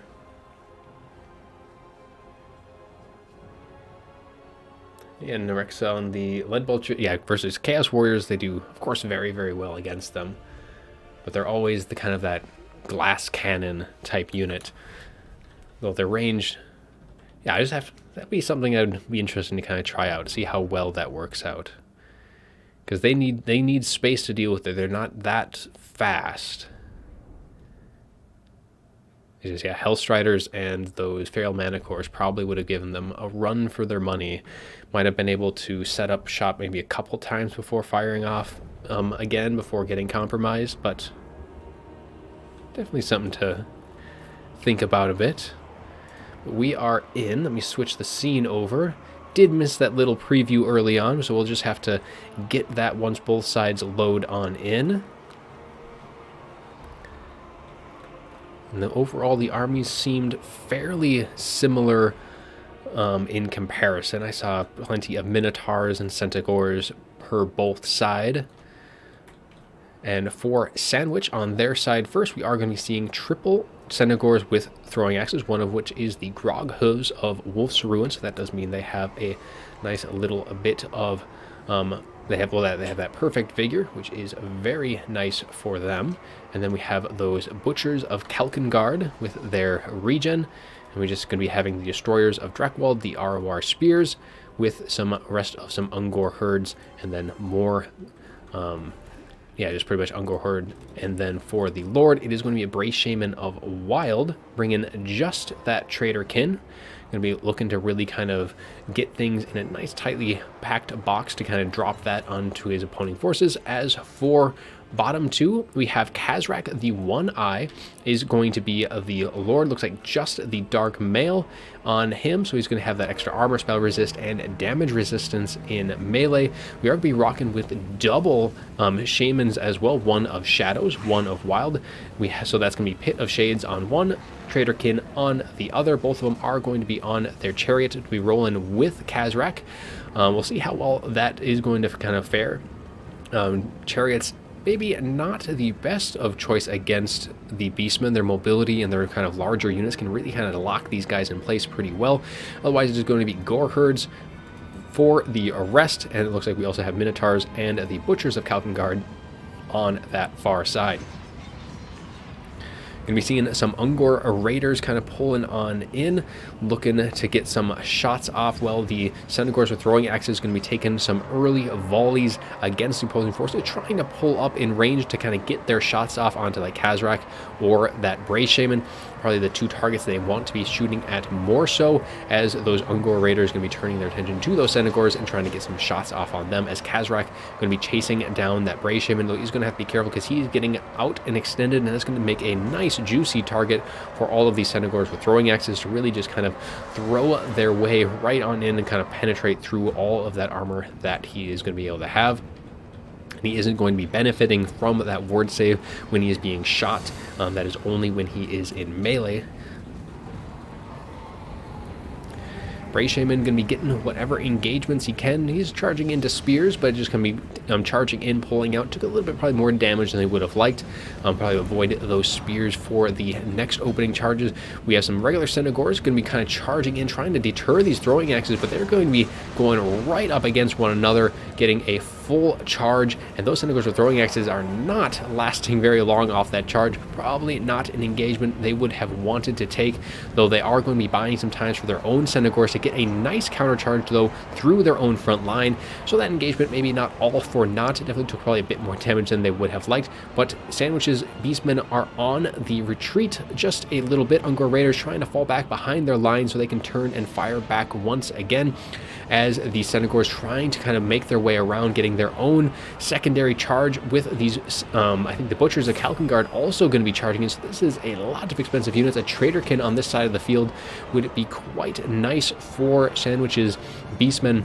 There is plenty of high-value targets here, all mixed in, but those Ungor herds are now going to be trying to push right on through, trying to shut down these Ungor Raiders, who are getting some very nice volleys, and this little pocket of the Beastmen here for the Sandwich's side, definitely looking like they're getting beat down pretty heavily, though they have plenty of units off in reserve, and there is actually going to be that I think that went off over here, so the overcasted Traderkin hitting these units instead, so it's going to be targeting Kazrak and his two shamans, be doing some nice damage, as the Minotaurs with great weapons are going to be getting a nice charge as they try to get into these Ungor Raiders, but they're going to be coming in for the second follow-up and should be dealing pretty nicely. These one units of Minotaurs in that pocket are taking quite a bit of damage, as more units can be charging in from the Vanguard, trying to just kind of get a little bit of space, as these Butchers just did a number and they have very little damage to show for it, as they're going to be just kind of really sweeping through that side. But in the center pocket,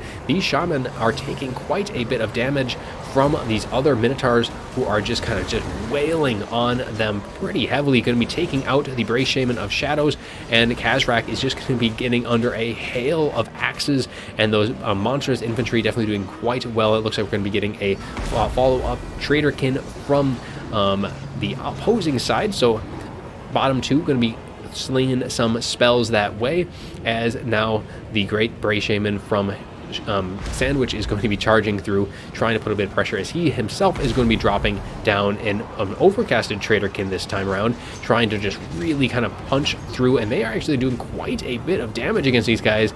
They do get a little bit held up, and that's going to allow these Butchers of Kalkengard to break that Bray Shaman a wild, and they might just be able to finish it off, as it decides that it does not want to route farther away from the enemy and is going to be getting caught up, and it looks like bottom two did end up dropping there. Though, of course, losing both of those shamans, definitely a bit of a nasty bit, as there was some pretty juicy value going on from Sandwich's side. His Bray Shaman, those overcasted Traderkin did so much damage. I only saw 2 casts of them, and already just racking up 1388 in terms of damage.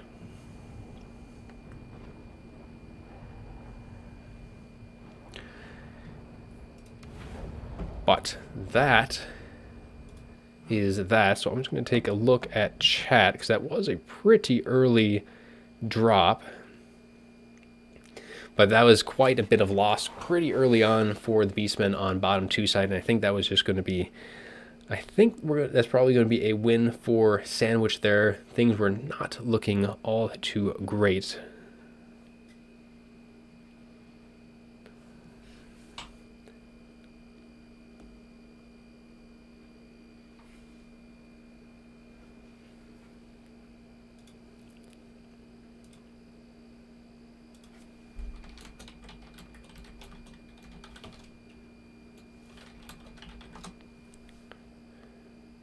we're just going to double check with that.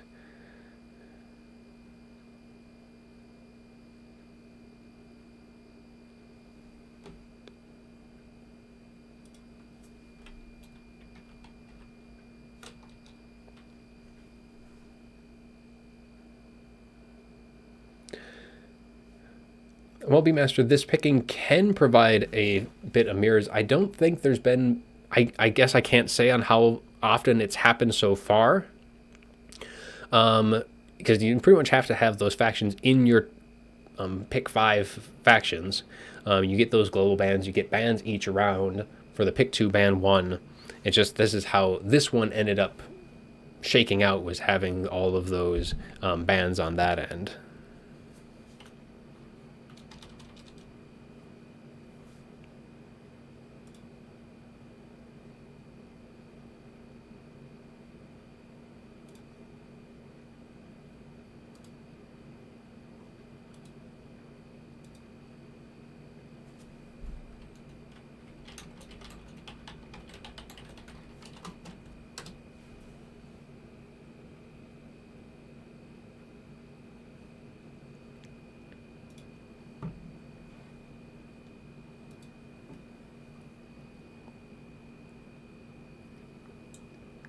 Sorry, just checking to see if we heard anything from bottom 2. If that was a crash or a forfeit.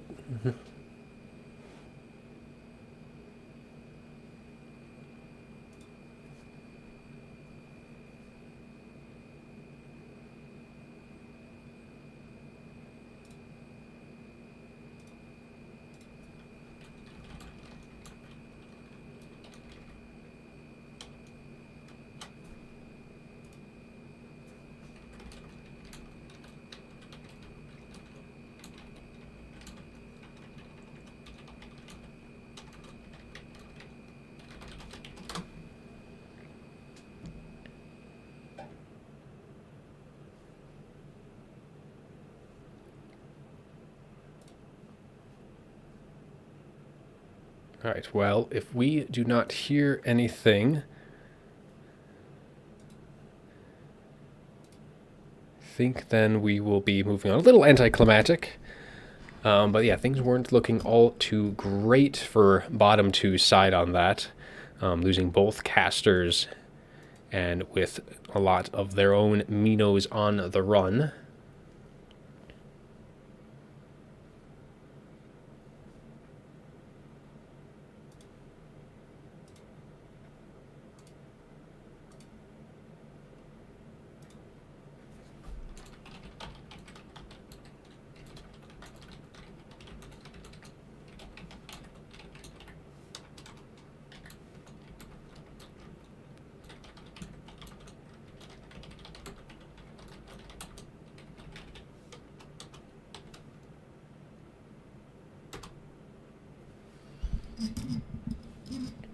All right, but unless something else gets clarified, it looks like that was just a concede, so we will move on with the final, which is going to be Sandwich versus Ulrich Rahl. And we will reset the board for that as well. Get both sides into our lobby, and they will be getting their pick 5s underway, so we can get their updated faction pools up on screen.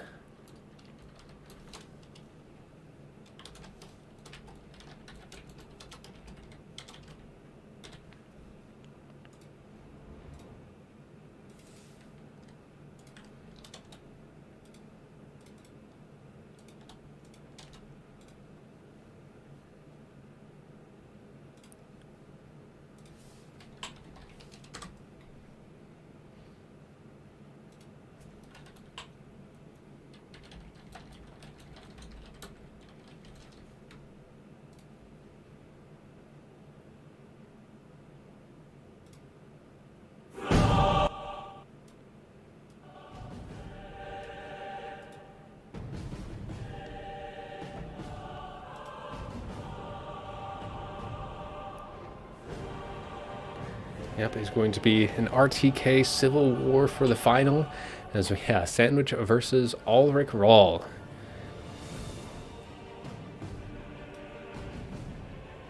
First map, let's take a quick little look at that, is going to be Black Ark as well. So I'll be seeing the same map there.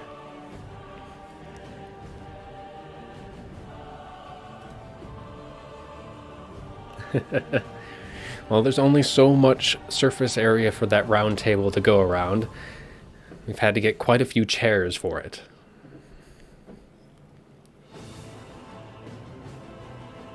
We've commissioned a much larger one to get installed, so hopefully that'll have enough space for everyone.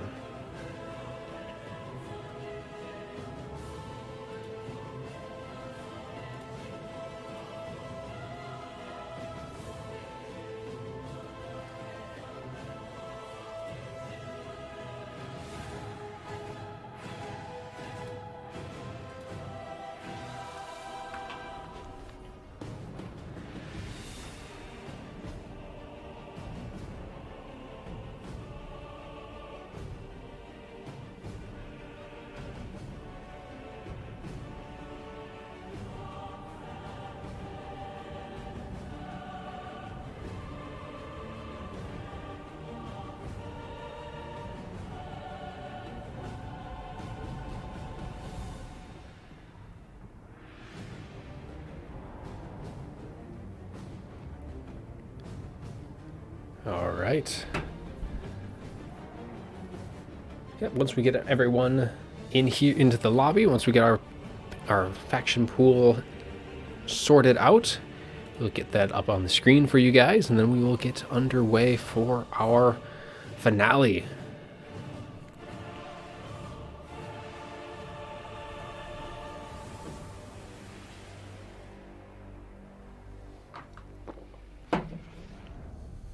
Hopefully everyone has enjoyed the first few matches so far.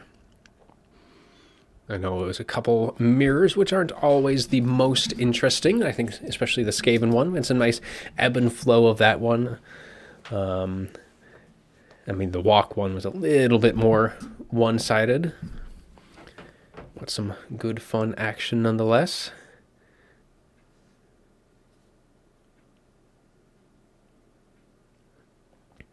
So, Narexa, would you rather have the global bans be before the pick 5? So we have the same type of global ban system that has kind of been the standard. So it's one side picks 1, then 2, then 1. So we have 4 total global bans, and then you do the pick 5. And then you don't have to worry about a second global ban after that. And then it's just going to be pick 2, ban 1 from there on out.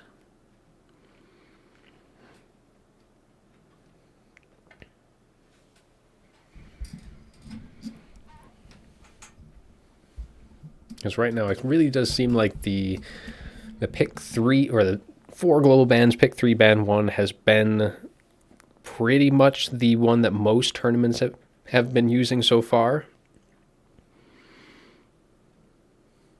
So you still like the one-sided global bans.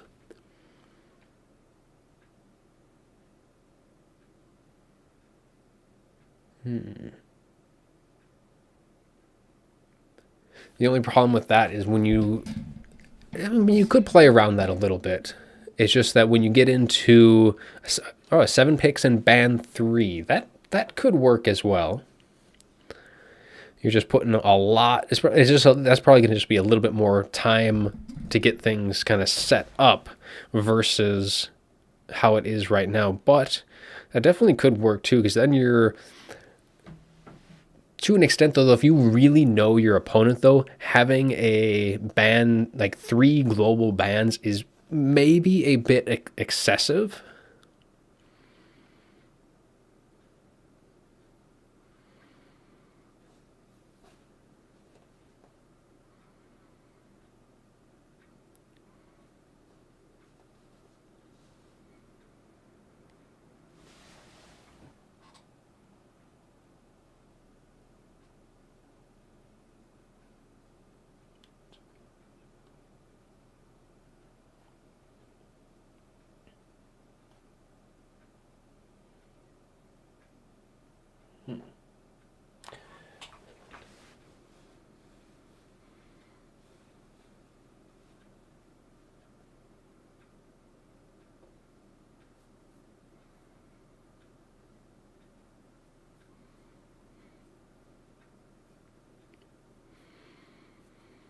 Yeah, that definitely could be. Yeah, it's kind of, it's like there's that balance. You can't, I mean, we're still all, I mean, things have been changing quite a bit, but finding that balance between, for the picks and bans with this many factions, where I think we want to kind of like slowly edge into one way or the other. So maybe a 6 ban 2 might be a valid alternative instead. It's just because my fear is, though, that with the pick, or when you're banning 3 total factions, a lot of players don't necessarily play that many factions. For some of the higher level stuff, you might be able to pick out like what their absolute mains are, but you're still going to be, if you know your opponent a lot better, which is, you can argue, is part of the whole picks and bans thing, you can really hamper them with 3 total like global bans that they can't pick from at all. But at the same time, it's kind of a try it and see if it works.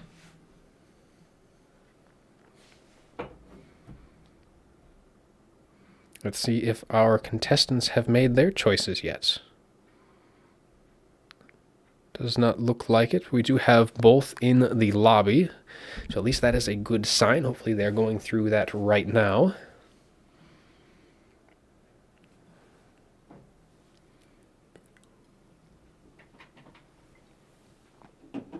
So while they do that, I will go check on the dogs, see if they're still doing all right, and then hopefully when I return, they will have their picks and bans as well.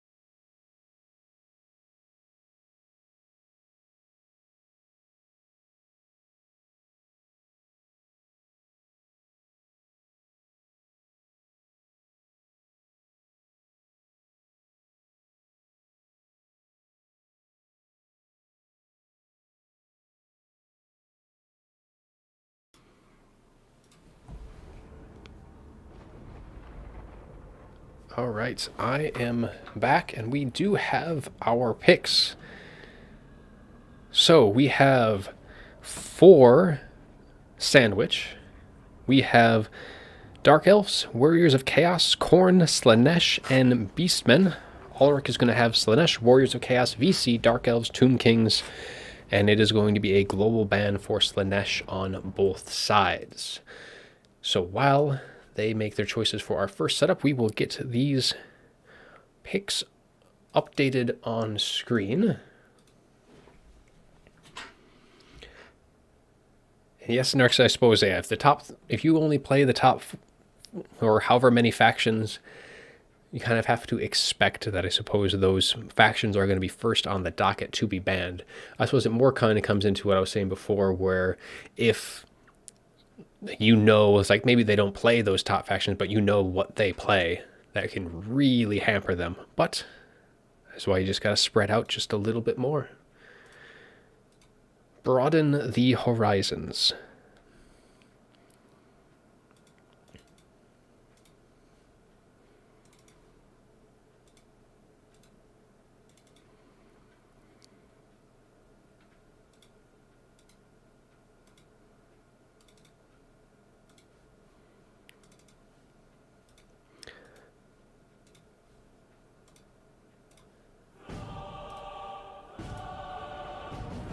And first matchup is going to be a walk versus VC, as Ulrich win walk VC. And we've got walk on Sandwich's side and VC for Ulrich Rawls. We'll update our final picks there so we can at least see that while I update the rest of the faction pool.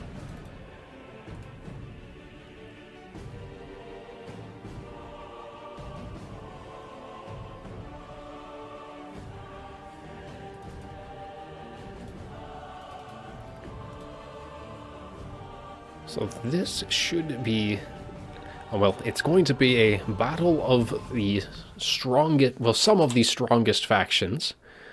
At least it is not a mirror.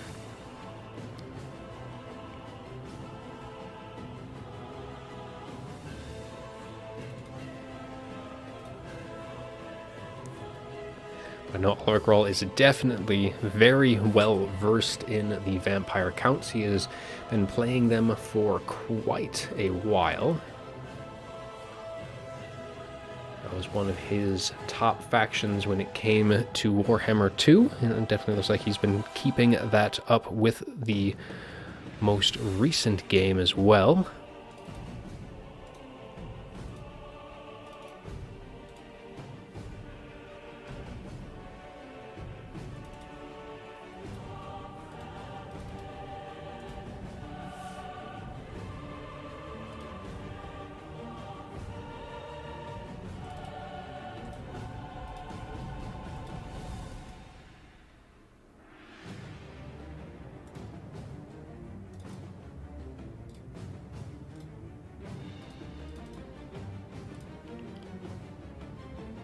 See if I can get this updated before we have to start our first game. Few too many moving parts, I think, but definitely giving it a shot for this UI. So I think now I've got all the correct factions on it.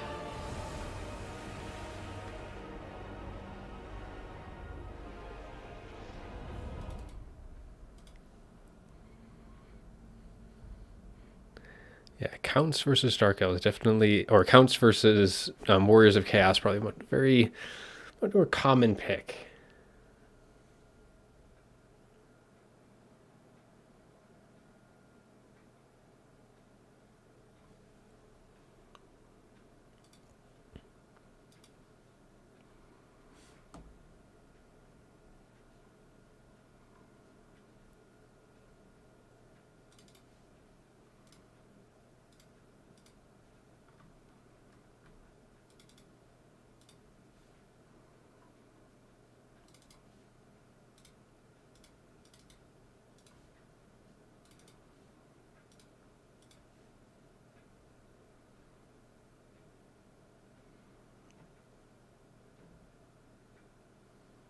Oops, wrong one.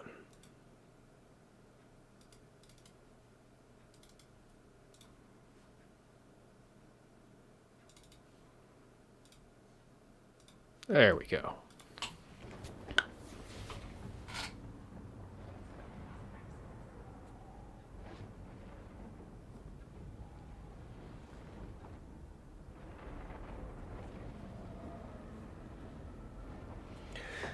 Yeah, we'll see if we get some interesting builds here. We'll see how things kind of shape out. Hopefully it's not the same Bellacore and then both sides, and then VC is going to be stacking with corpse carts and necromancers.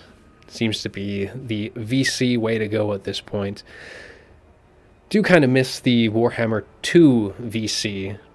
You got to see a little bit more variation, and you were able to play with Blood Knights a bit more. Hardly ever see those units on the field for vampire counts anymore. Definitely one of my all-time favorite units in the game. But I was able to finish the UI before we got into our first game, as we are now doing just that. So for the Warriors of Chaos, it is going to be Archaon, the Ever-Chosen. He's going to have a couple of halberds, some more other Horsemasters, Chaos Warriors, and a couple more Horsemen against Manfred von Karstein with his Necromancer. Looks like he's got a Summon Forbidden Rod. Looks like Master of the dead, and he is going to be on a corpse cart with a mortis engine, 2 crypt horrors, the Sternsman, and a few zombies to kind of round things off for that side. Usually don't get to finish the first set. Fate of Buna, Raised Dead, Invo. Not going to be seeing Wind of Death, just going to be foregoing that for the Fate of Buna. Probably expecting Warriors of Chaos to be a little bit more mobile, not going to be giving as many good targets for that. No giant, unfortunately. Well, there is still the reserves. It is possible that we could be seeing a giant in the reserves of Warriors of Chaos, though most likely probably not going to be the case. Most likely would be more monstrous infantry.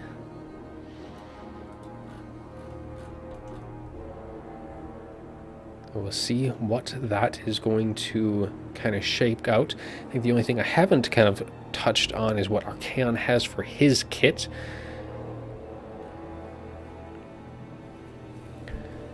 While we wait for the load.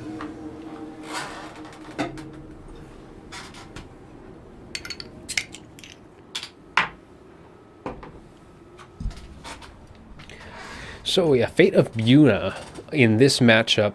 We have before more of the higher end units, particularly like if you're super worried about like chaos, like Chosen with halberds isn't uncommon. I mean, I wouldn't say it's common, but it's definitely a possibility to bring kind of a really dangerous elite box.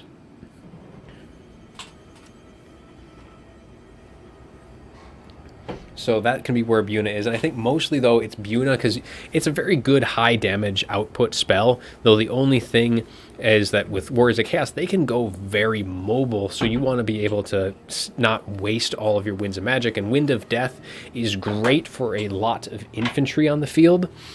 And you might not be seeing that with the Warriors of Chaos. And they have gone a bit more mobile. They still have some Chaos Warriors with halberds and stuff. No Chosen, but it'll still do quite a bit of good damage to them.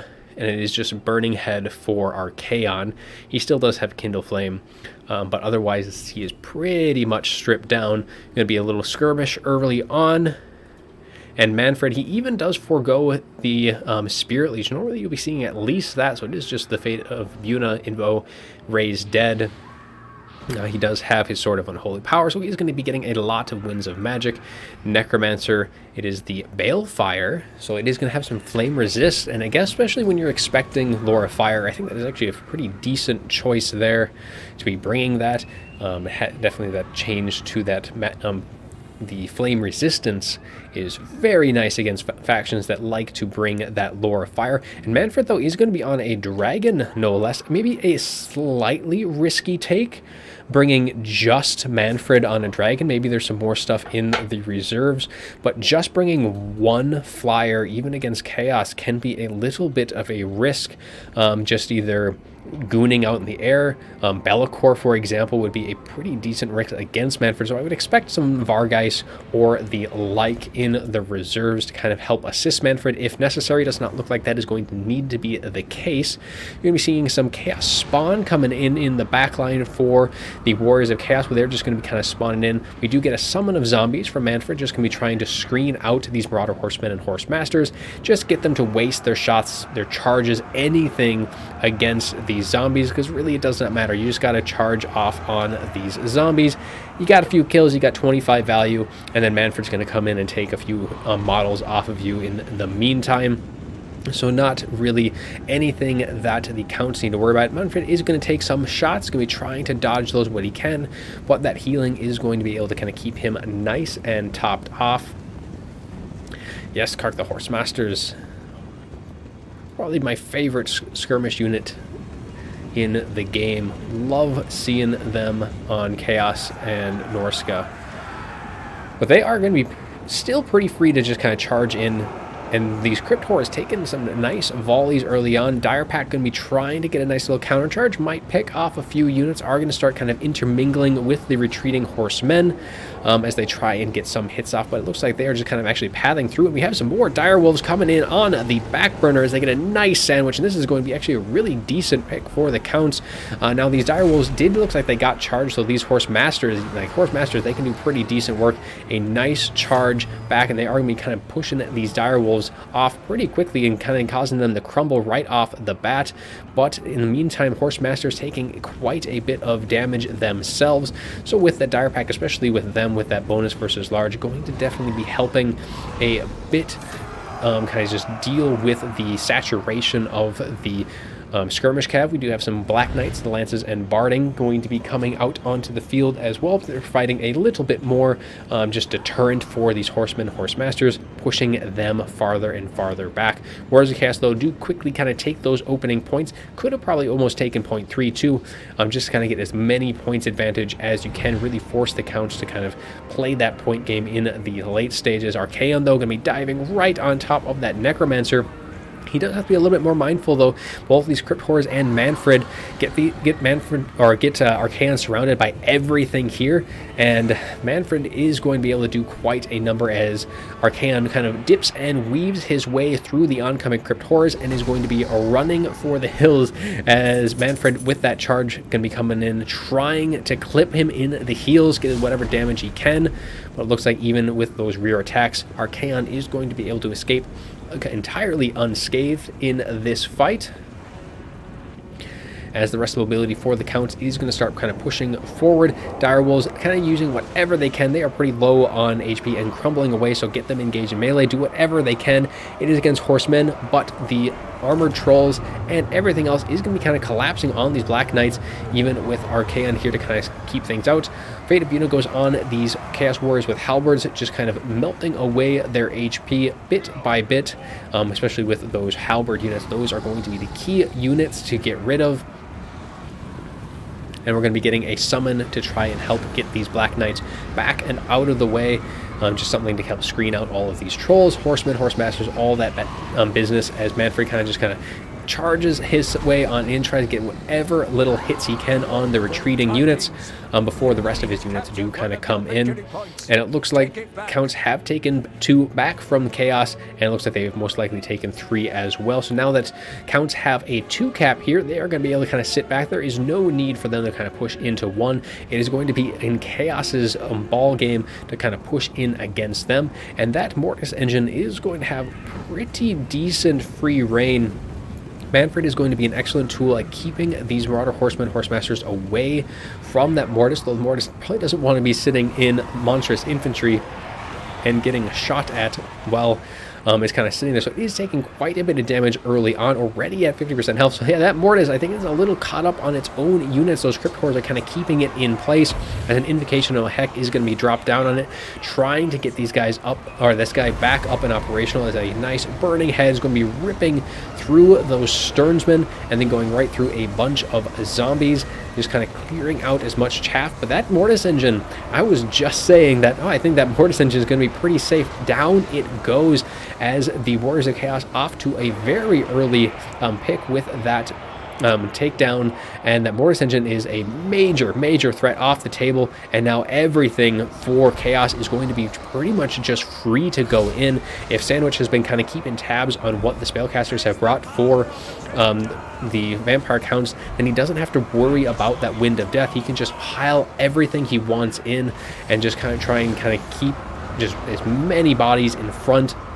And with the those warriors with halberds and all that stuff, they are going to be able to do a big number on these Crypt Horrors as well, already taking these guys down to half health. These Black Knights can be getting down as well. We are seeing some Hellstriders kind of come in, trying to work on the Crypt Horrors as well with their bonus versus large, and Manfred taking some shots from all of these Horsemen, Horsemasters who have used up most of their ammunition. These Horsemasters are pretty much good, but these two have used up most of theirs. Archaon getting probably a little bit overzealous, as now he is stuck with Crypt Horrors and Manfred, though he is putting on a major amount of hurt on to Manfred himself. He is just really dishing out the pain. The Crypt Horrors, especially with that extra fire, just going to be ripping through them.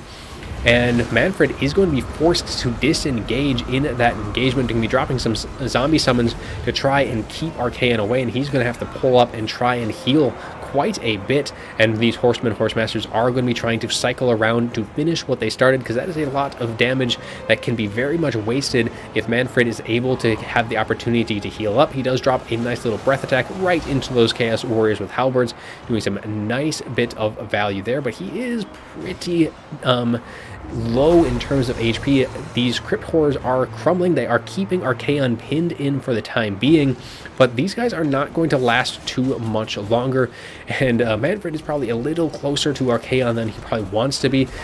Manfred does get a nice rout, and Archaon gets a nice little escape out of that pocket and gets right onto Manfred as quickly as he can. Hellstriders as well going to be diving in, and Manfred just barely is able to kind of escape. Definitely does not want to be dropping down into an engagement quite like that. Another Burning Head will be ripping through those Sternsmen, getting those guys down nice and low, and they are going to now start crumbling. And I think Chaos is looking mighty strong here in this stage of the fight. Chaos Trolls, all of these stuff stacked with those halberds, are doing a number with those Burning Head, able to eliminate all of those zombie support. And Archaon has been pretty much unchallenged at this point. Now he's going to be able to take down that Necromancer, who's usually Forbidden Rod, pretty much a death sentence for him at this point, crumbling away. He is going to be gone, as well as these two Crypt Horrors, so things are going to really open up for the Warriors of Chaos. Hellstriders are now going to be having even more free reign. These Black Knights are going to be supported by the Dire Pack, but having these Hellstriders, they will do a pretty decent amount of work against all of these units.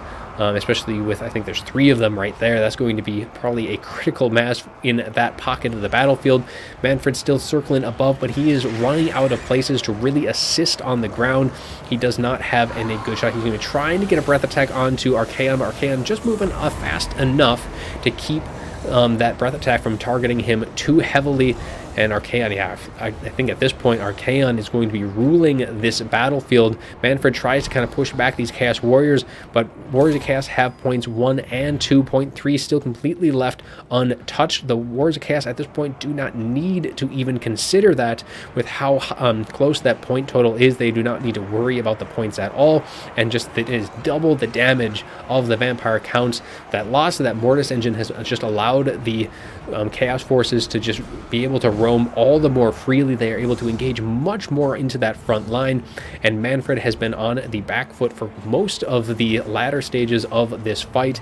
He's going to get a zombie summon down on these Horse Masters, as he is able to kind of keep things at bay as he just kind of circles around, but he is pretty much useless, I think, in terms of a melee site at this point, unless he's able to get some decent healing and get closer to that heal cap. We do have the Devils of Schwarzhofen, though, coming in from the reserves, having that Vanguard very nice on this map. They're able to get right into the fight right off the bat as they charge in, armor piercing, trying to just deal with what's on the ground with these Hellstriders circling in around them, and they will do a number on these very low armored, only 10 armor on the Devils of Schwarzhofen, so these Hellstriders are going to be just melting these guys down if they're able to get on. Now the terror from these guys, but that's not going to matter too much, because I think these guys have that immune to psychology, being that with that mark of Slanesh, so that terror not going to be a whole lot of help in that regards.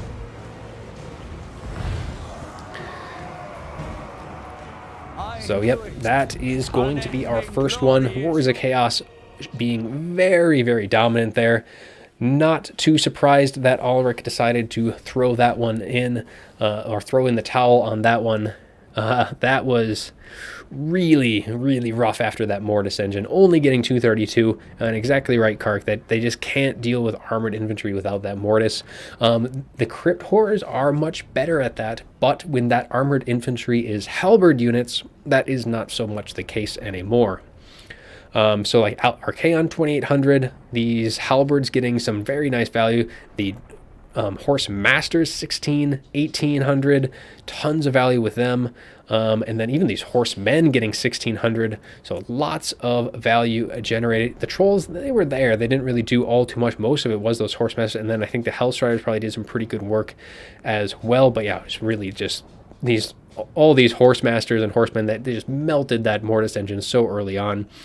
And Manfred able to get some decent value, but overall it just wasn't enough to really kind of do much because he had taken so much damage against Archaon. And I think it was a fight that Ulrich definitely probably thought he had a good advantage in, but the battle did not go his way. He had Crypt Horrors and Manfred in that engagement, but Archaon just put on the beating there. So Sandwich does take that first game.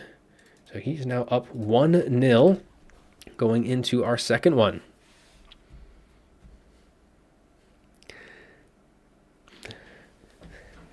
Yeah, Trolls did all right there. It's Chaos's best bet to really kind of have equivalent mass on the field versus the Crypt Horrors. The Crypt Horrors they just are way better than the Armored Trolls, and they usually do much better than that. But if you can use those Trolls to kind of lock in the high-value targets, so like the Mortis Engine or Manfred, then those Trolls might not have the value, but damage, but they'll definitely provide the support that you need for the rest of your army to really kind of punish those large units. So Sandwich is going to be going with Khorne and Dark Elves for his next two, and see if he decides to utilize his ban. Doesn't look like Ulrich used his ban in the last one, though they just might not have told me what that ban was.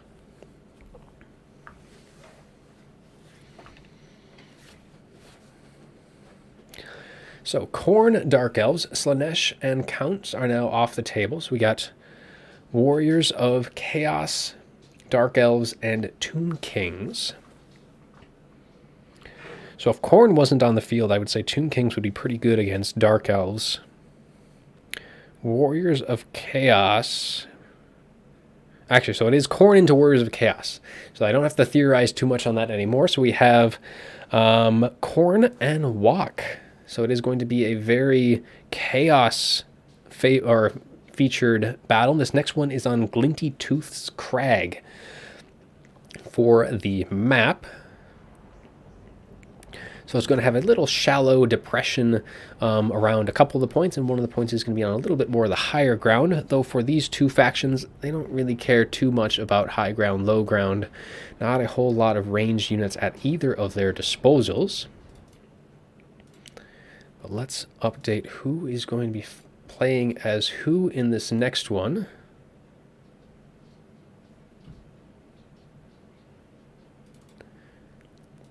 But at least we get Khorne. We still have the OP Walk on the other side, but we'll see how Khorne is able to handle that.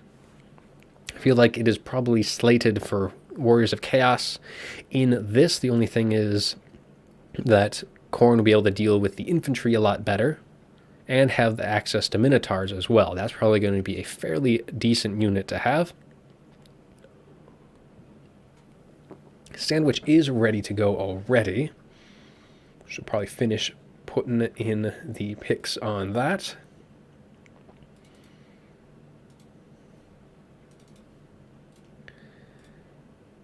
Khorne and Wok.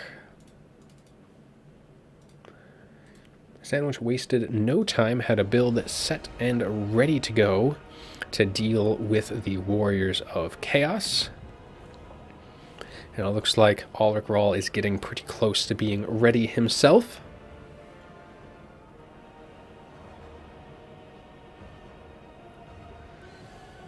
Yes, Minos. Minos are a very decent unit here.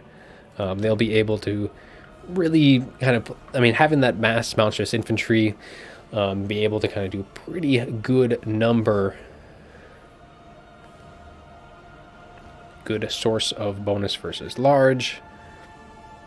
And then try and play with the rest of your mobile units and see how that fares out.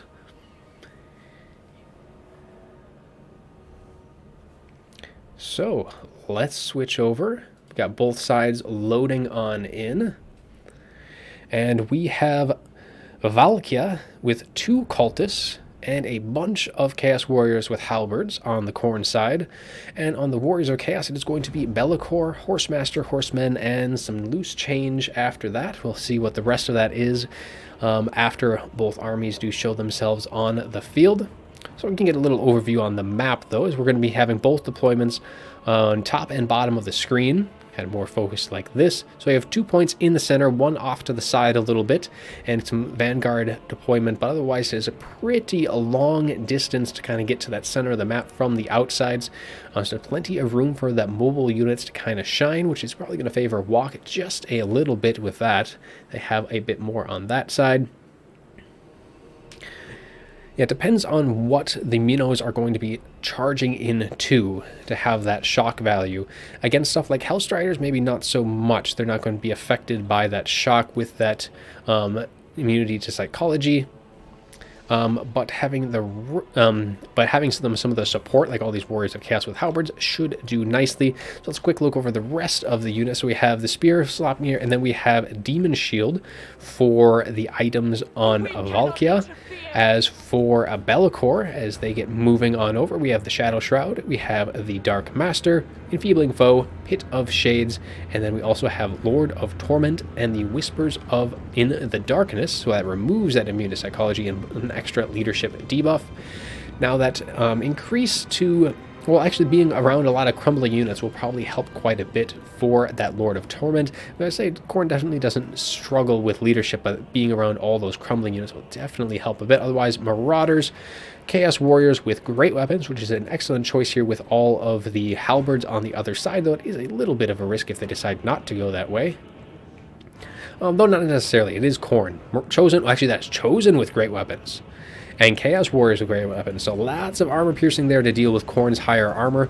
I suppose I was thinking more of like maybe Bloodletters, but otherwise we have Horsemen, Horsemasters kind of coming in. So 2 Horsemasters and a Horseman.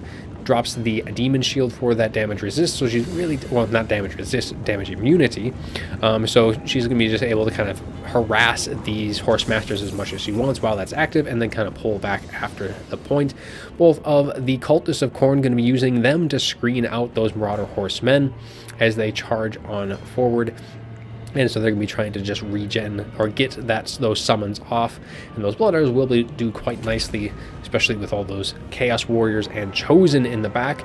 But Warriors of Chaos being very aggressive early on, we do get a nice summon of Flesh Hounds right off that Vanguard point, which is why you don't want to be pushing too far forward, and they are able to escape most of the damage. Horsemasters are able to kind of pull back, and the Horsemen on the flanks going to be able to kind of fire in and get some nice value onto these units, while Be'lakor tries to peel these guys off.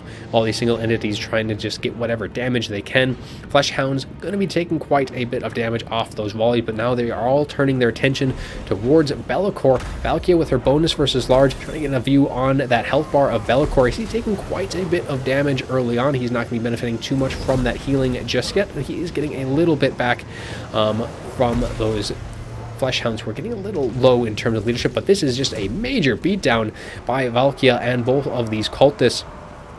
Definitely something that they have loved that engagement quite a bit, but that damage does not mean a whole lot if Be'lakor is unable to get taken down for good, and this complete surround is going to finish off those Flesh Hounds, and the rest of the units are going to be pulling back, and Be'lakor is going to be able to get a little bit of HP back from those crumbling Flesh Hounds in the end.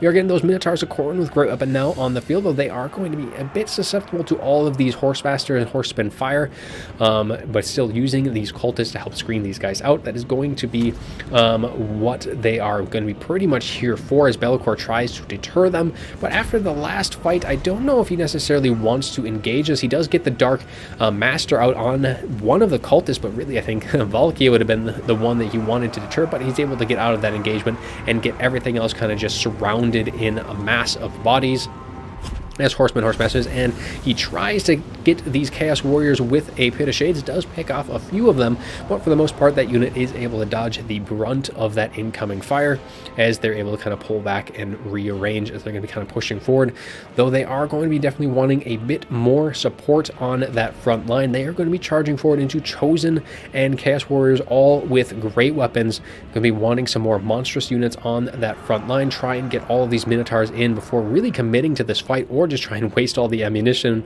from these Marauder Horse Masters, which these cultists seem to be doing a pretty decent job of so far. And they really probably don't mind all of that incoming damage. That this is pretty much their job, is to screen these guys out. They really haven't taken all too much damage in comparison, and they're now going to be pushing now into that point on the far side. The Marauders are going to be dealing with the opposing Marauders, trying to kind of take control of that top point. It looks like the Warriors of Chaos, though, is going to be able to take that as Bellicor once again dives into the fray. Valkia going to love this opportunity, and we're getting one of those Bloodletter summons off, because these cultists have been in and out of a melee pretty much all fight long, but the rest of the units are going to be kind of pulling back. Another Pit of Shades drops in, but these Chaos Warriors of Halberds going to continue pushing on forward, not taking a whole ton of damage, and Bellicor is going to need to be a bit more careful from this point on. Over time, he'll be able to kind of hopefully heal things back, but any engagement on the ground is going to be very, very risky. Even in the air, Valkia might be able to finish off Bellicor at this point, considering she is a bonus versus large duelist, and the rest of the unit is going to continue charging down. These Chosen, this had to have been a Spear of Slop. Yeah, I missed that. Might have just been on the edge of the screen, but these Chosen took a ton of damage from that, and that was a very good cast. I did hear it go off. I did not see it, but that is the only way that damage could have been happened, and that is a ton of value for Valkia on that, and that is going to free up eliminate a major threat, especially with those Minotaurs diving in as well. Chosen off the field already. Good pick by Khorne early on in this fight, as the rest of the Halberds continue to push up, but they will be engaged with Marauders and Chaos Warriors. Not a winning fight for them, as the outside units are going to get completely collapsed upon by these Hellstriders as they do charge in, finishing off these Marauders, taking that point securely in their favor. So that is going to open up another avenue for Khorne, that they're going to have to figure out what they're going to use to deal with those Hellstriders. They're going to need to keep things nice and tight. We're getting in that second summon of Bloodletters, going to help deal with these Chaos Warriors, as that Demon Shield pops for Valkia. She tries to get engaged with Bellicor. Most of the time of that ability is going to be wasted, but she is going to be able to get engaged. That cultist might go down, but Valkia should be able to get some nice decent attacks into the rear of Bellicor, as one cultist does flee, but Valkia seems to be a little hard to kind of land engage, and she doesn't have the mass to really hold back Bellicor. She needs to get whatever hits she can in. Bellicor takes maybe a little swinging strike at him, these Chaos Warriors, and we are going to be getting another spear going right through those Chaos Warriors, finishing them off entirely. Probably not necessarily needed for that. Looks like these Bloodletters and the Chaos Warriors with Halberds were going to do that job for them. Nice charge in with Minotaurs into those Forsaken. Should be able to use that shock value to really deal with them. Bloodletters do go away. Cultist going to stay on the field, try and get whatever he can. And Khorne looks pretty strong right now. Lots of funds, though, on the flanks for the Warriors of Chaos. These Hellstriders going to be coming in, looking to get some nice juicy rear charges into those Minotaurs. They will have to be a little mindful with these Halberds, who are kind of staying a little bit back, and they will pull and at least kind of separate themselves a bit. A little swing and a miss from that Pit of Shades. Not really going to be getting anything of value on that cast from Bellicor, and Khorne is going to be slowly taking point 2 back for them. You have the foe's victory point. The ammunition of pretty much all of the skirmish cav for the Warriors of Chaos has pretty much been exhausted. The Hellstriders are trying to find a good way in, but they are kind of getting a little bit outmaneuvered on the back. Minotaurs and these Fleshhounds going to be getting a little bit of picks off, as they're going to be trying to just kind of steam forward, kind of preventing these guys from getting any kind of surround off and getting any kind of good engagement for them. With this kind of numbers, these Hellstriders shouldn't be too much of an issue. Some more Horsemasters, though, have kind of come onto the field after the rest have pretty much used up their ammunition. They're going to be getting some decent shots into Valkia, though she is going to be able to dodge away from most of those. And with Warriors of Chaos now pushed back onto their own high ground, they are going to be facing down the attacking Khorne forces as they slowly slog their way up the hill. Hellstriders of Slash get a nice charge into those Minotaurs, who have gotten a little bit ahead, as Valkia tries to get engaged with Bellicor, trying to finish him off. And a lot of that value, if Sandwich can take down Bellicor, then that value is really going to be more reflective on the battlefield, because right now Bellicor is still going strong, and he is still supported pretty decently on the ground. As we look at this other kind of group up of the Khorne forces, the Flesh Hounds and those Minotaurs are going to be trying to peel off any supporting forces that might come to these Hellstriders' aid, and these Hellstriders are going to be going away, and that's going to open up point one completely for Khorne to kind of swing in and try and get on. And more of the Khorne forces looking like they're in a very good position here, as the Warriors of Chaos, they just don't have a very good field presence right now. Anything they do have is pretty much all mobility. You have a few Marauders with great weapons, some other Marauders, but for the most part it's all in the mobile units, which can be used to your advantage, but at the same time you still need to kind of deal with all of these rest units. They can't really engage with much, and they're almost out of ammunition for the most part, so they don't have anything really good that they can do with them at this point. Use up the last shots of their ammunition and probably just recall them and try and get something that can deal engaged in melee. Not a whole lot of funds available for the Warriors of Chaos either, kind of bringing some Hellstriders. Looks like we have some Chaos Trolls and be trying to just throw some mass into these engagements, but things are just not looking so great, though they are going to be getting a pretty decent, well, they almost got a decent catch off on these Broad Horsemen of Khorne with throwing axes, but instead they're going to kind of turn around and just try and finish off these two cultists, and it looks like they're going to be able to do just exactly that. One does eventually shatter outright, and the last one probably very soon on top of that, as Valkia going to be pushing through her own Marauder Horsemen, as Bellicor tries and dives down, get any attack, but is unable to land any hits, and this is going to allow Valkia the opportunity, if she wants to kind of turn her back and just kind of face off against him, though she's going to be going with the rest of her units, trying to get them out of there, as these horsemen are terror routed off the field. Or not necessarily off the field, but they are getting pushed back, and with these Hellstriders in pursuit, should not be doing a whole lot after this, as Valkyrie does turn attention now, though, and kind of charges on in. Bellicor trying to do whatever he can. He does use, I think he used Enfeebling Foe, minus 24 melee attack and melee defense, trying to get some hits off, but Valkyrie does use that Demon Shield at a very good time to counteract that Enfeebling Foe, and is going to be able to turn her attention. Might not be landing any hits, but she isn't going to be taking any damage either in return. And she has more than enough support on the field at this point. We're going to take a little bit of a look out on the rest of the field. We do have a pocket of Warriors of Chaos units kind of coming in. We're going to be seeing some Marauders of Khorne, and I think probably just some more Marauders just to kind of add some bodies to the field, as it is pretty much just Bellicor's game to play. Though the damage has completely evened out at this point, so that might be enough for the Warriors of Chaos to kind of get their field presence back. They are not down in points at all, so if they're able to kind of reform up, they might be able to deal with things. So if we look at what Khorne has, they have lost quite a fair amount of the force that they had been kind of pushing off into this flank. These Minotaurs are now pretty isolated. They are going to be getting charged by Horse Masters and Horsemen, but they should be able to kind of do pretty good work in that.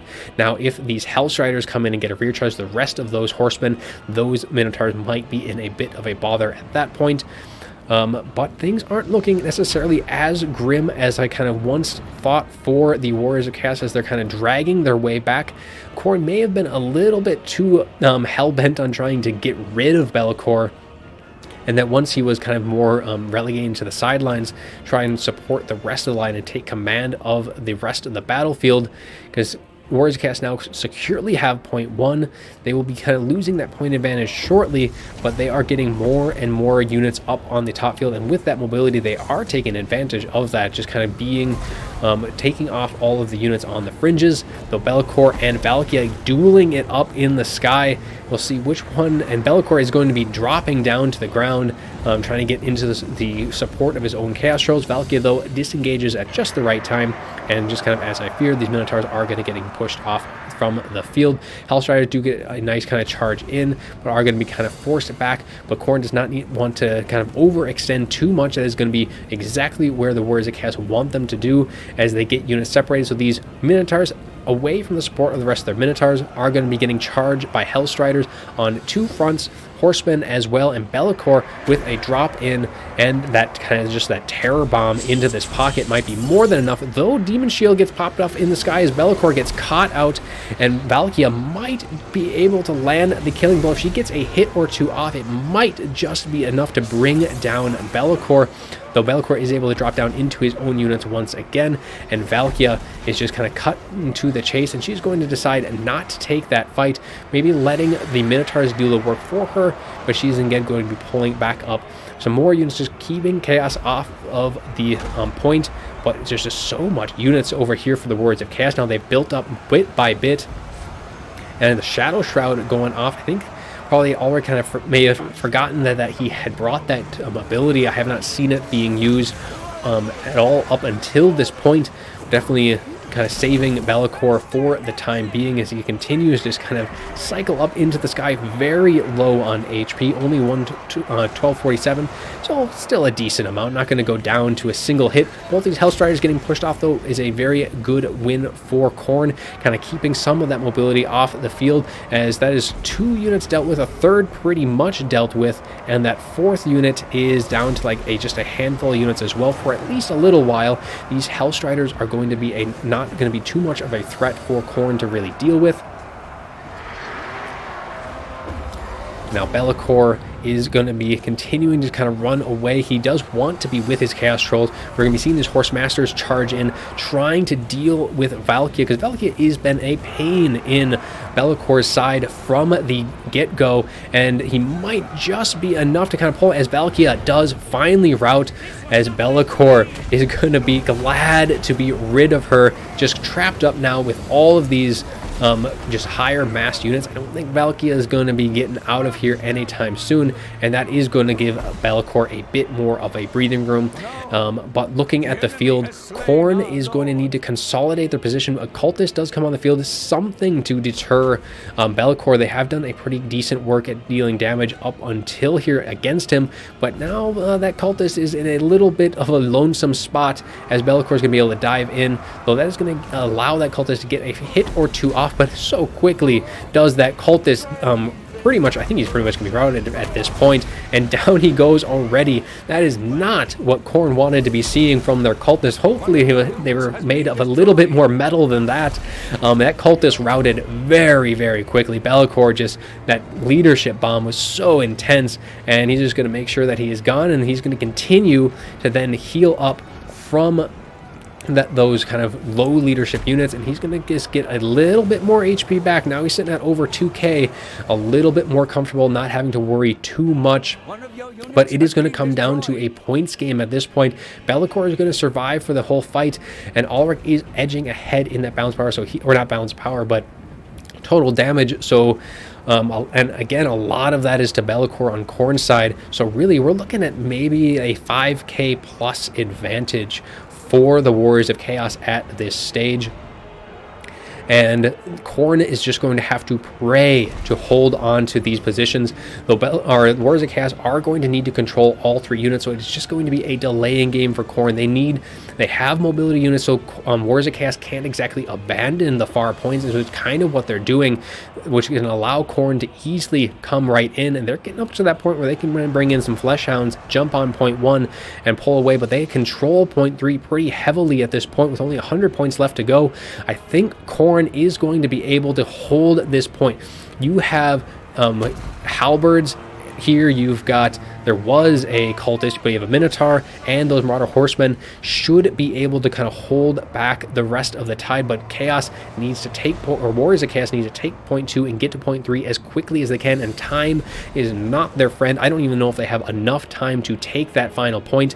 We have 2 units of flesh, we have a Flesh Hound and a Marauder, which if they just stream their way right into point 3, they're going to hold this thing to the bitter end. Only 30 points left. This is pretty much a done deal. Chaos is just not going to get enough units onto point 3 fast enough to really make up any of the difference.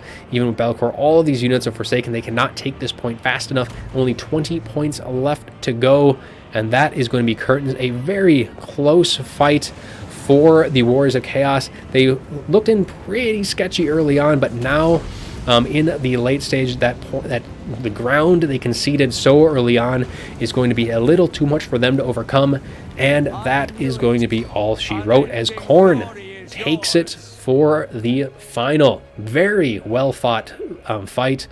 Khorne able to kind of scratch that one back from the Warriors of Chaos.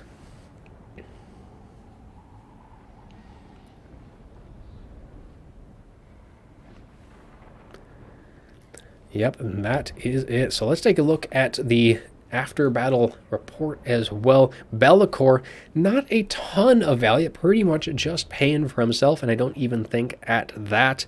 Horse Masters did quite well, 1,500. Horsemen did pretty well. Chosen, unfortunately, did not do very well. They got speared pretty hard in the early stages of that game, and that we are going to continue looking at this before that fully kicks me from the game. But just kind of see how everything did. Valkia getting 2238, so she did pretty good. She paid for herself. A lot of that was probably on those chosen, if that does count towards that. Both of the cultists did pretty good. Just having those 3 single entities actually really beat down on Bellicor pretty heavy. He doesn't have that much armor, so he doesn't take too much. Halberds, 1907 on those guys. Did pretty well. Okay, one of them did really good. One did okay. The rest were just kind of there. The Minotaurs doing very nice, 1,000 and 1,800 on them. Fleshhounds, 2K on one of them.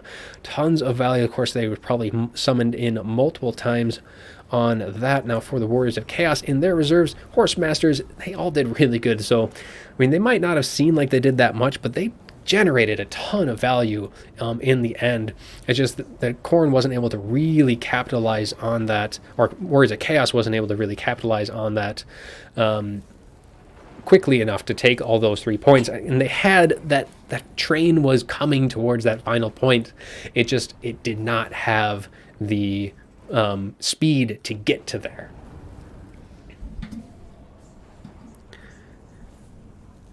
Yeah, the thing is, like, they just had, I think Khorne just, well, not Khorne, Warriors of Chaos just conceded too much position early on, and too many points early on, by having that many Horse Masters, I think, on the field. Had there been less and a little bit more presence on the ground, because at one point it was pretty much just all mobility left on the Warriors of Chaos side, so that was the point where the Horse Masters, and they were pretty much out of ammunition at that point, but you were able to unsummon them, get a lot of that value back if you wanted to, but that mass eventually was able to turn the tide. It was just too late.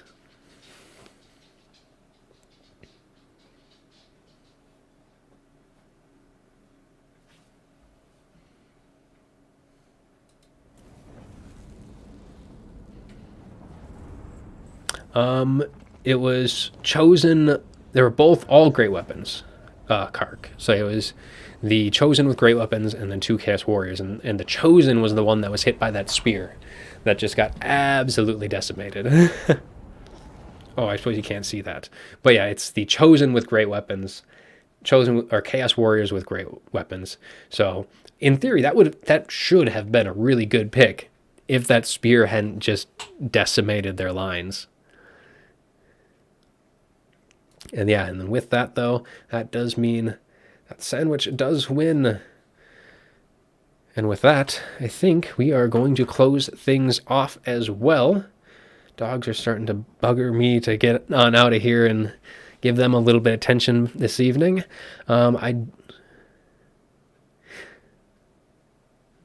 Nerexa, they had to have been hit by a spear. I can't say with certainty.